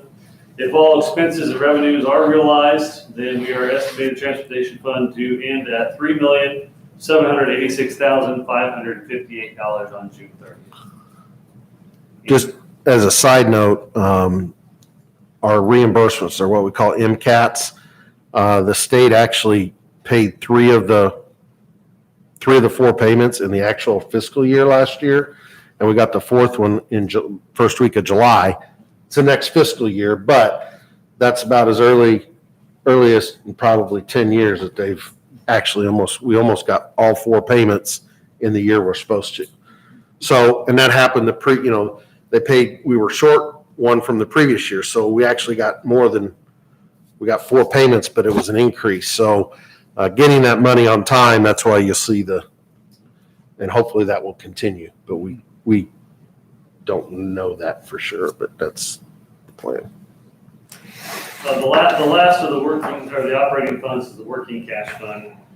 We show an increase in FY22 of $312,995. We do not have any major projects planned at this time. If you remember, we try every 2 to 3 years, to take working cash, transfer it into a different account, different fund, and do a major project. That's where we bought the computers last year, and we also did some work on the junior high when we made a major transfer last year. So we would be saving that money in there. We would have an estimated ending fund balance of $2,464,837 on June 30th. Any questions on that? I'll go a little faster on the next 4. The bond and interest fund, that is the payment on our bonds. So we don't have a whole lot of control over that fund. We show an increase in FY22, estimated increase in FY22 of $161,411. That would cause an estimated ending fund balance of $210,036. The municipal retirement fund, we actually did a planned decrease or spend down in that fund. Last year we did the tax levy. We underestimated on that on purpose because we had a large fund balance in there that can only be used for a specific purpose. And so we lowered our tax levy in order to spend down a little bit of our fund balance and give a break to our taxpayers. So we are estimating a decrease of $271,501.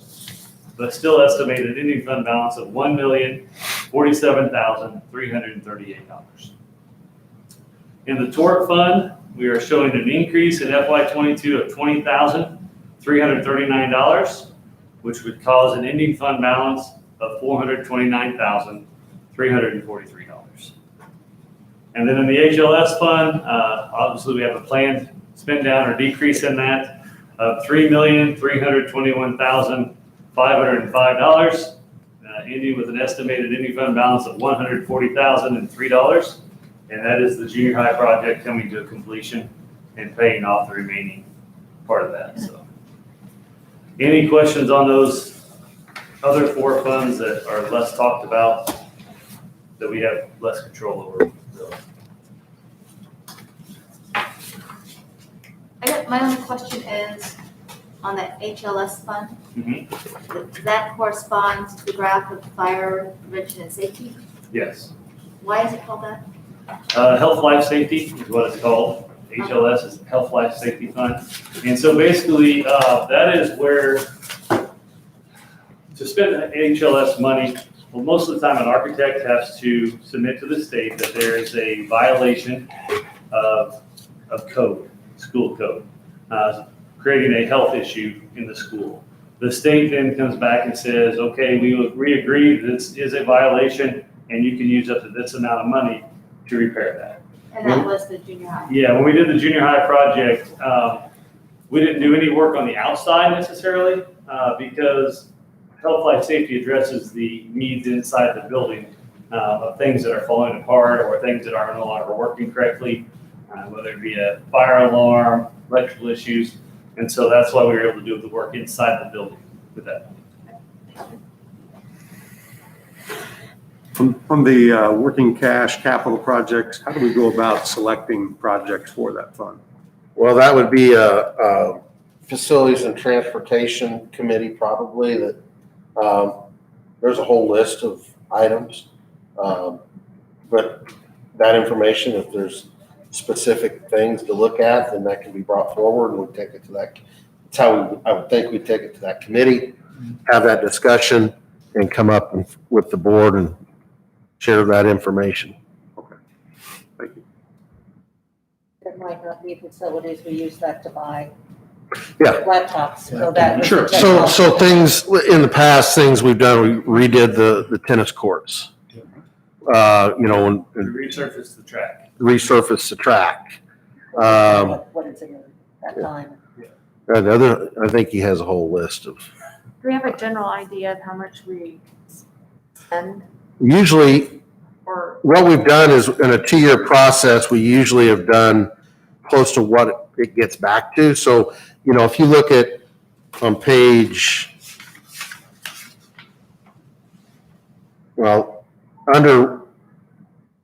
under working cash. So like this year, we're expecting about $313,000. So over a 2-year process, you're talking about $600,000, $625,000, $630,000. Last year, the previous year, because I don't know why, we just didn't do it, and that balance was at 2.8. Remember? So we said, hey, we're going to do these, we're going to go 1-to-1, and so 475,000 of that 975 was to buy all those 1-on-1 devices. So we had that to spend down. We usually keep it around that 2.1, 2.2 range. So next summer, actually after July, because that's 23, right? It starts FY 23, so 22, 23. With the issue could be you could start another project cycle next summer if you wanted to. You could do it for as much as you wanted, but in the past we've kind of taken a 2-year process, so you could fill that back up in 2 years, about $640,000, $630,000. So, if they're specific, you can do one project, you can do multiple projects, that's a decision of the committee and the board. The goal's always been to keep a healthy fund balance there because that is your savings account. Sure, If no, I something goes understand. wrong, that's the That one was place you my- can, yeah, Question or comment, it's kind of like a rainy day fund. absolutely. Well, Because you could transfer money from that fund to other funds. So if you were short, thankfully, we have strong funds, Mhm. right? So, I felt comfortable last year and, we had a large fund balance and this was a need and we talked about it and, that was probably double, almost double what we've ever done before. But it's gonna, this year we expect 313,000, next year another 313,000. Right. So you add that on there, the district's gonna be at 2.7, 2.8 again. So Thank you. It's just a way to cover bigger projects as you move forward without bonding for it and trying to sell bonds and all that. Anything else? All right, then I will entertain a motion and a second to approve the FY22 tentative budget resolution. Motion? Motion by Dasha, second by Chad. Roll call. Destra, Yes. Steve, Yes. Robin, Yes. Brad, Yes. Jill, Yes. Jane, yes, Chad. Yes. Motion carries. Right, I will entertain a motion and a second to enter into closed session for the appointment, employment, compensation, discipline, performance, or dismissal of specific employees of the district. You know what, before we go into closed session, can we rethink the mask thing? I think that instead of mandating the masks, we need to wait until we find definitely proof positive that the governor has the authority to mandate it. We just have it on this person's opinion. I think we really need to know proof positive before because there's a lot of schools that are not going along with them. Well, I think we've already had a vote and had quite a discussion, and I think one of the reasons we postponed that vote when we had 5 members here instead of the full board was we But kind of. do we do what we know, proof positive, that he has the authority, the law to do it? Okay, let me finish. So we decided we'd do it when all 7 people were here because we agreed we shouldn't be switching every time we met back and forth, and that's why we waited.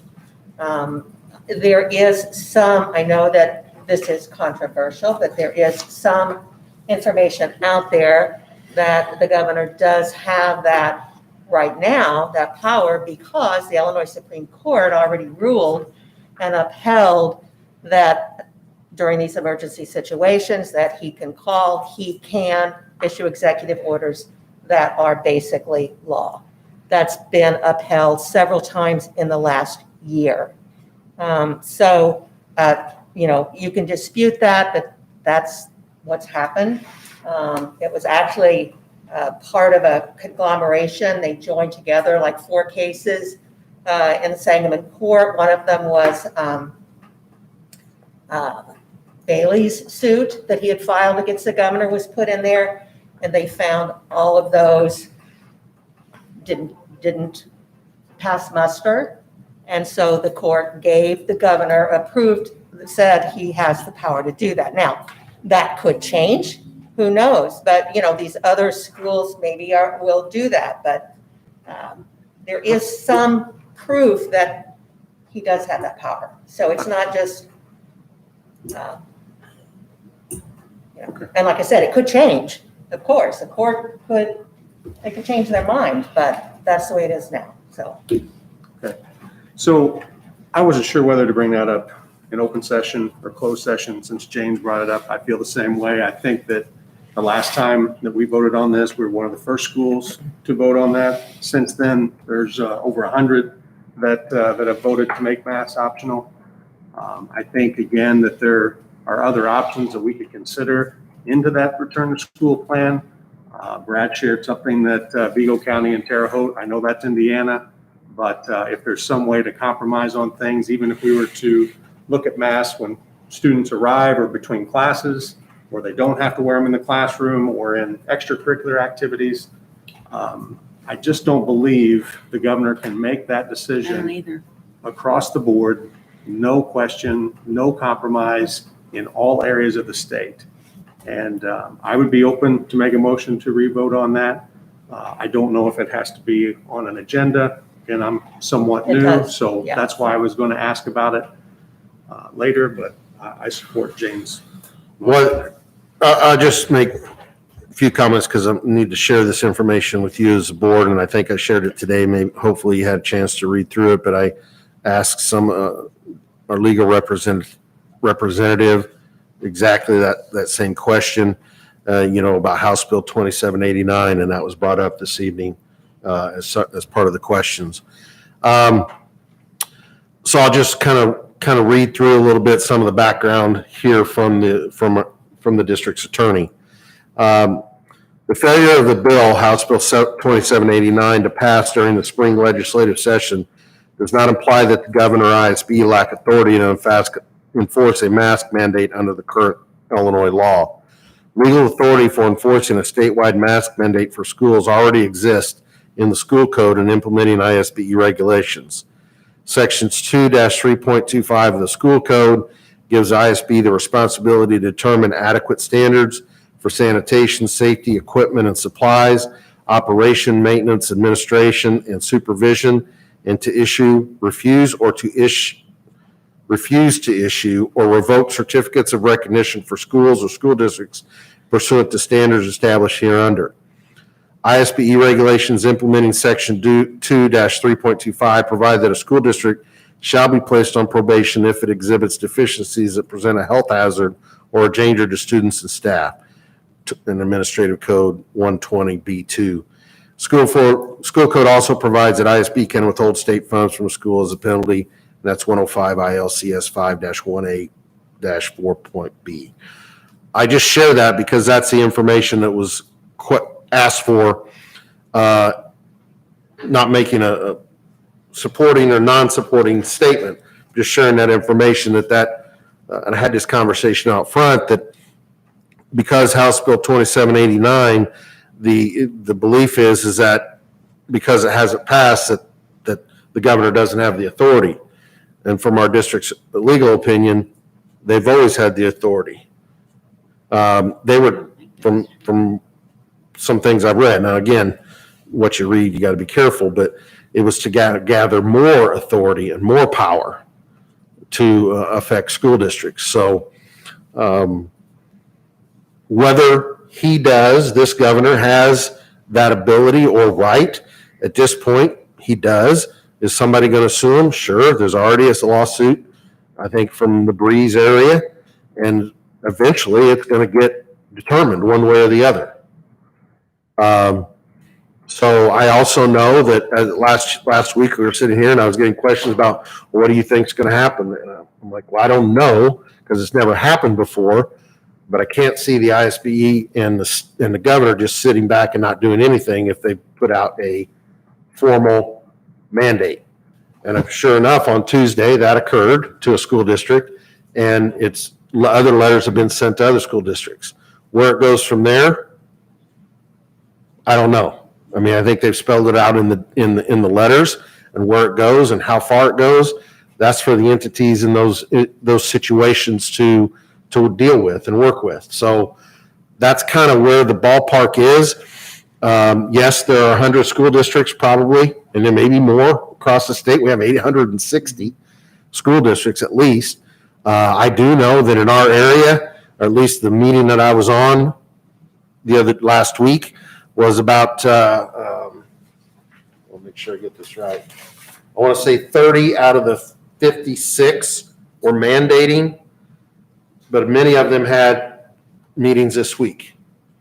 And they were going to recommend going back. Now, whether the boards agreed or disagree, we don't know that. But that, and that's not scientific. That's just information from the people that were on there. And that's mainly central Illinois, to the north, not too much to the south, because that's just the breakdown of who was on the meeting. So, in our county, we have some districts that are not going to they're going to have mask optional. And I think some of them are already getting letters, and some are going to make some decisions tonight as well. So, I think, then you got to move forward and just decide what situation you're in. So right now, the decision following the mandate, if that changes, I'm sure we'll start that process as well. So I think it's important to also understand, and maybe it's wishful thinking, but I think we got to think past just now. And my question, and I keep up, is how do we get out of this? And quite frankly, right now, it's a governor mandate. So to my understanding, that has to be lifted. But I'm also talking with the health department about trying to use local metrics to hopefully make some better decisions, but I don't know that that's going to occur without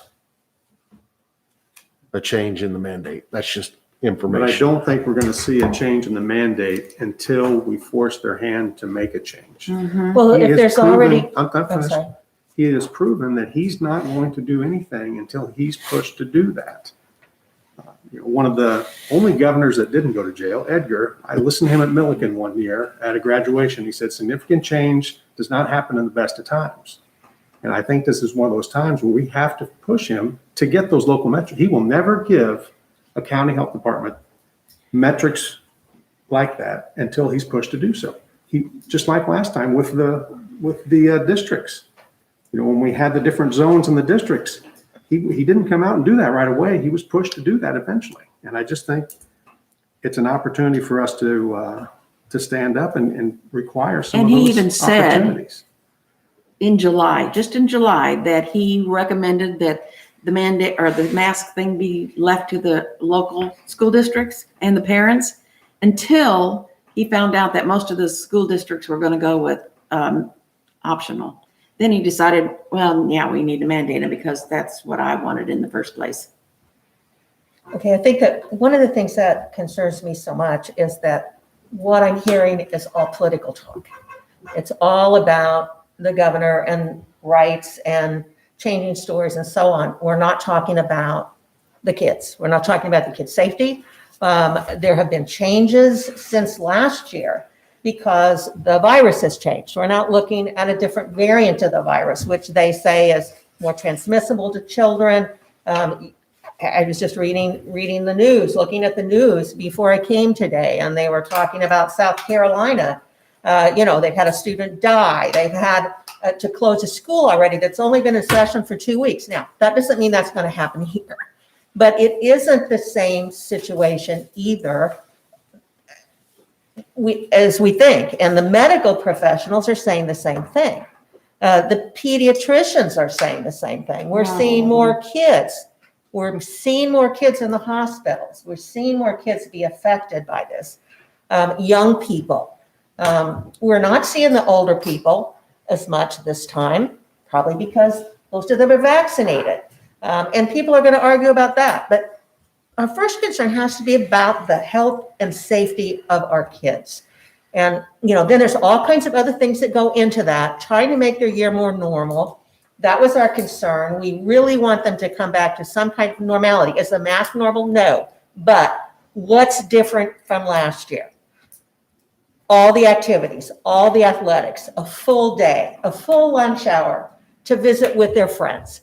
There's all kinds of things that are different. No limit on who can come and watch them in a game or anything like that. It's totally different than last year. So there's a lot of normality being brought back as much as possible. And so I view asking them to wear a mask as just a safety precaution for now. And it may be one that we don't have to continue. But right now, I just think, I just can't imagine that. And I understand that parents want to have that choice, but we give up a lot of choice on other things too. I mean, I was talking to Dasha about it, and I told her, I said, I can remember at 5 years old, I stood in a line with my parents outside of the old Effingham High School. And line went all the way around building.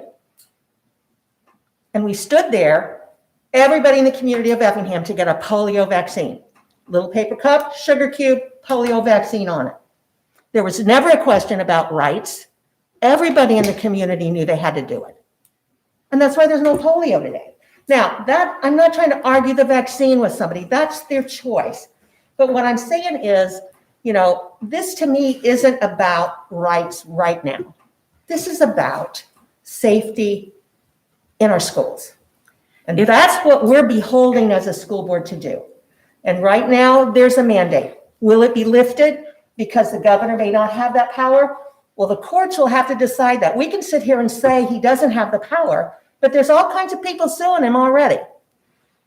So are we willing to step into that ballpark and have our kids not be able to participate in sports? Take the risk that we may have, oodles of quarantined kids out of school again when all we want is to have them there? I mean, to me, the things you're wanting to happen as far as rights and politics are happening anyway. I'm concerned about the kids in our schools here. So it's healthy to wear a dirty mask all day?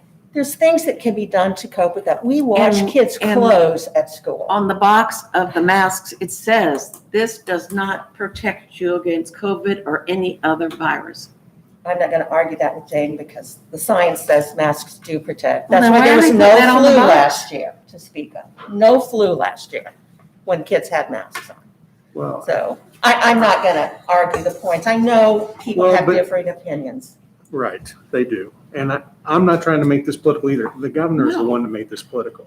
Right. When he put different limitations on all of us in Illinois compared to all the other states around us. And he didn't, when he finally lifted them? When he got the money from the federal government. That's when he started lifting everything. And if I had his word that he was not going to continue to put more limitations on us going forward, I'd be a little more accepting with the mask. But I don't believe him after what he did last year. So my question was, what does it take to have a revote? So I at least know what that is. Well, it has to be put on the agenda, and then if there's a motion and a second, and then there's a vote. So, I mean, there's got to be some, I would assume there'd be some discussion. What would the changes be, right? So that's the process. So we put it on the agenda, and we have a discussion about what possible changes might be. If there's a motion and a second to support those changes, then somebody makes a motion and a second, and then you have a roll call. So.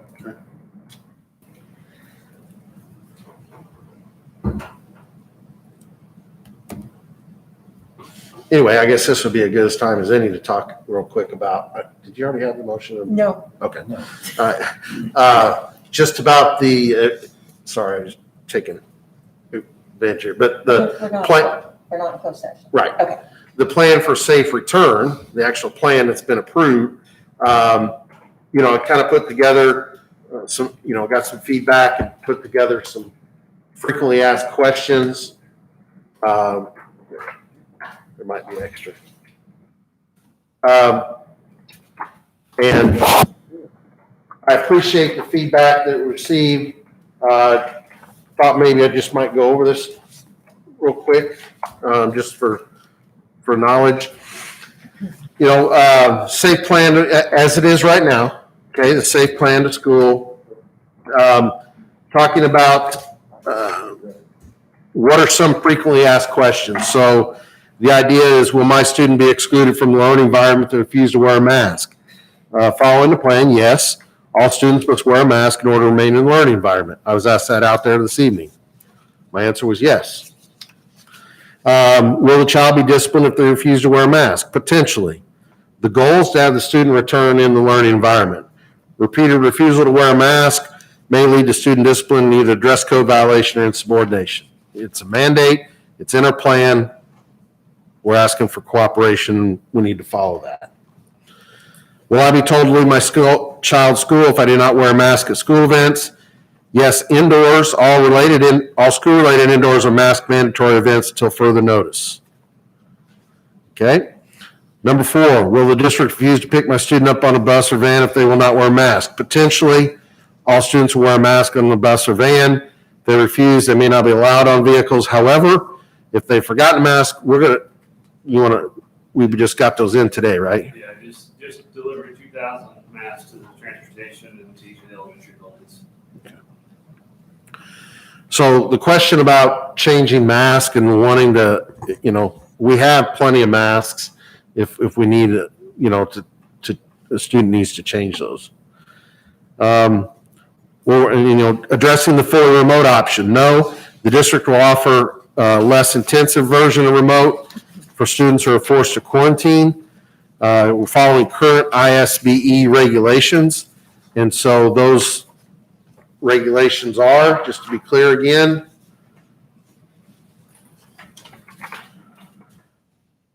who have not received the COVID-19 vaccine or are not eligible for the COVID-19 vaccine, and, so not just that, but and are under quarantine consistent with requirements from a public health department. Okay, so they have to be under both of those, and remote instruction could occur.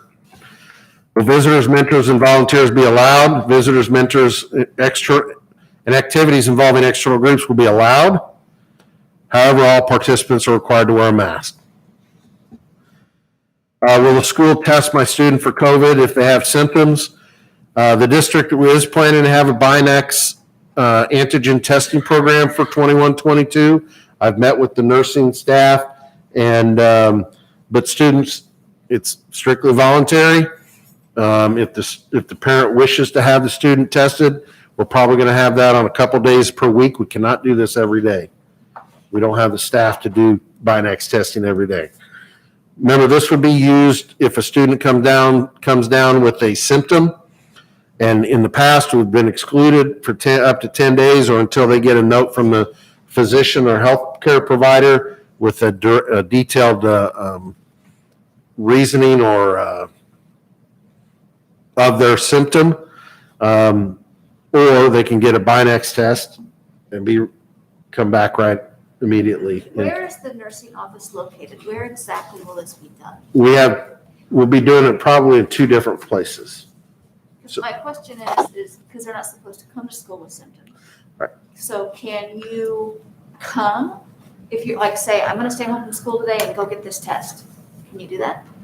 They would come in their car. Yeah. And we would call them in, test them. They'd go back to the car, wait for 15 to 30 minutes on the outcome of the So that test. should be the most likely scenario. I mean, occasionally, I guess you could develop symptoms at school and then they could send to the office, but Well, if they do that, so if it's not going to be every day, we can't have on-demand testing because we don't have staff for that.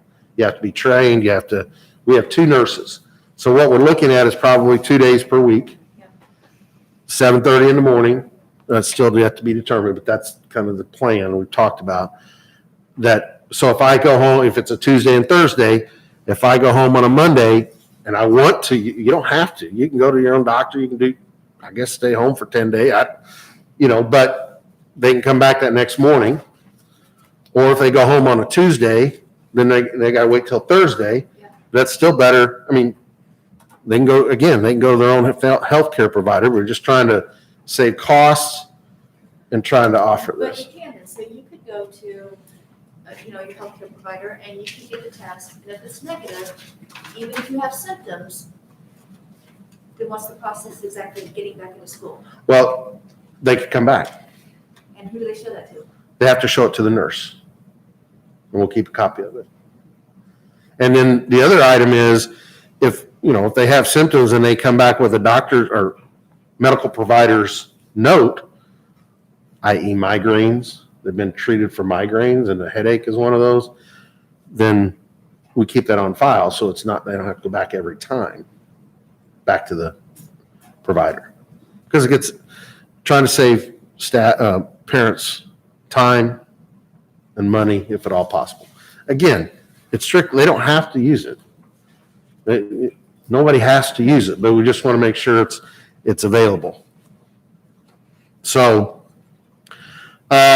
are required to do a daily self-check. Now, we ask that parents do a safety check with their child every day, just on symptoms. However, last year, we asked for a self-certification form. We're not requiring that this year. We did that every quarter, where parents signed off that the student was free from symptoms and that they're checking every day. We're not doing that. Just in general, I think it's best practice that we don't want, regardless of COVID, we don't want sick students coming to school. What about sports? This is straight from the IHSA executive director, and I think there's more information that I shared with you. I think Friday was another email, but I'll kind of talk about that as well. Hey, Mark, Yes. have we been notified by the IHSA not to compete with any schools at this time? No, it's a local choice. So this came Friday afternoon. All right, so basically, this mask mandate and ISB recognition is what the title is. They've received numerous questions about it. During the regular season and until schools will become unrecognized by ISBE, schools may compete in the regular season under the following guidelines for indoor competition. Schools choosing mask optional for their students must communicate with their opponents in advance of the day of the competition on parameters. If schools cannot agree on the terms of competition, the scheduled contest will be deemed no contest. That's a local decision, according to the IHSA. If the mask mandate for indoor sports remains during the IHSA state series, all schools will abide by the mask mandate, including students, coaches, officials, and spectators. Should a school become unrecognized by ISBE, the school would no longer meet the requirements for membership. That's policy bylaw 1.200, and be eliminated from regular season and state series competition in all sports. Reinstatement of IHSA membership is immediate upon the recognition of ISBE. That's from IHSA. So what did the first sentence say again? About choosing mask optional? Yeah. Okay, so let's say, Well, I thought it said something about until they are unrecognized or something like that. well, it's saying during the regular season or until a school district becomes unrecognized, Right.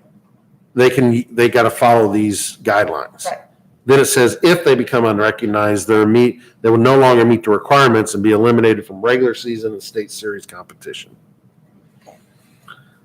So the major question is if who is it, Beecher? Let's just say we're supposed to go play Beecher in baseball or basketball.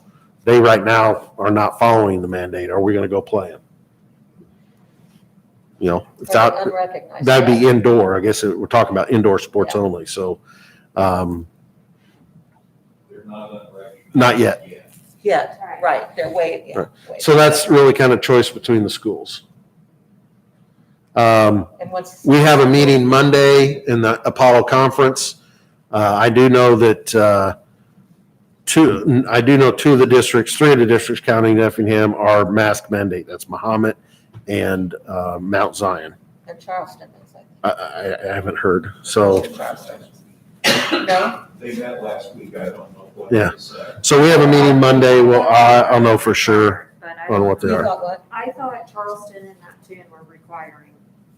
I thought I saw Charleston had voted to mandate, but I wouldn't. I do know Muhammad did. for Okay. sure. So will the Unit 40 contract trace during the 21-22 school year? And this is an important point. If a positive case occurs, Unit 40 will provide the health department with a list of contacts along with notification of those students who are fully vaccinated. If a student's fully vaccinated, they do not get quarantined. The other issue is if there's a positive case and they've been wearing masks, it's down to 3 feet if the other other students in that room have been wearing masks. If either one of those are not wearing masks, then it's a 6-foot process. Or it drops down to 3 feet. So people who have been fully vaccinated or previously diagnosed within the last 3 months will not be quarantined. Requiring to track COVID-19 vaccination status, the district will not require vaccination status, but will likely need to know status, or the health department will, because that determines on whether quarantine occurs or not. Lunch, schools will maximize physical distance as much as possible, using outside and other areas, but we're going to do that the best we can. And then as USDA, any student will be able to eat a main meal free throughout the school year, right? I think that's right. A la carte items are still available, but got to be purchased. We're going to continue with the cleaning and hygiene protocols in regards to that were enacted last year. And, we bought some more PPE and more, we also want to make a point here. This is what we added here on the ventilation. What about ventilation in schools? And I think last year, Jason, you just want to talk about what we did this past school year for ventilation and the plans for the moving forward. So last year, we went with a company called Piranha. We purchased ionizing systems to put in the lunchrooms as well as the offices. Lunchrooms are done because that's where masks were removed while kids ate. We felt like that would be an area where transmission could be higher with masks on. We also did the offices with a smaller unit because that's where kids who were experiencing symptoms were sent. And so we wanted to make sure that those areas had the positive ions in it when the kids entered the room. What we are doing moving forward is through the ESSER 2 grant, we were approved to put ionizing systems in the ductwork at both the high school and central, which would be in the rooftop HVAC units. So that'll be dumping positive ions into all the rooms, hallways, everywhere in those two buildings continuously. East side, with the new HVAC units that are being put in there this summer, will receive the same UPS ionizing systems in there. We will be moving the ionizing systems from those buildings that we had put in the cafeterias over to south side, where we'll mount those in the hallways because they currently have window air conditioning units. So we can't do the same process there that we are doing in the other buildings. So by mounting these units in the hallway that we're taking out of the other buildings, we can fill that building up as well. It's just a different process. And so all of our buildings will have an ionizing system in it. Now, the junior high, we are going to leave theirs in the cafeteria and in the office for now. And then we are going to look at ESSER 3 funds after the project is complete. Warranties have been turned over to us from our mechanical trade, that then we will put the GPS in there as well into their HVAC units. But we couldn't do that this summer because we would have warranty issues with the new units who are being installed right now. So that's kind of where we're at. So those are 14 questions and answers. Hopefully it clarifies some information, and then also the actual plan. One of the items, and I clarified about the 3 foot and the 6 foot, just understanding that, if masks are worn, then that's an exception to the 6. CDC defines close contact as someone within 6 feet of an infected person for 15 minutes or more for a 24-hour period. All right? The exception to that is in the K-12 indoor classroom setting. The close contact definition excludes students who were within 3 to 6 feet, so it goes down to 3, if both the infected student and the exposed students correctly and consistently wore fit masks the entire time. So that could be, and again, remember that if individuals vaccinated or has had COVID in the last 90 days, they're not up for quarantine either. So that's where we're at. Okay. Taking a break.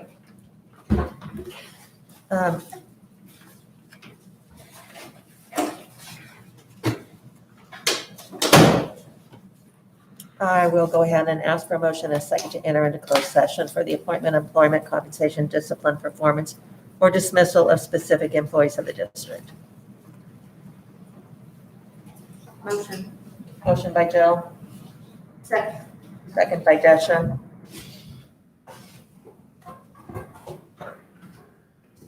Roll call. Steve? Yes. Robin? Yes. Brad? Yes. Jill? Yes. Jane abstained. Chad? Yes. Desha? Yes. Okay, we'll take a 1-minute break.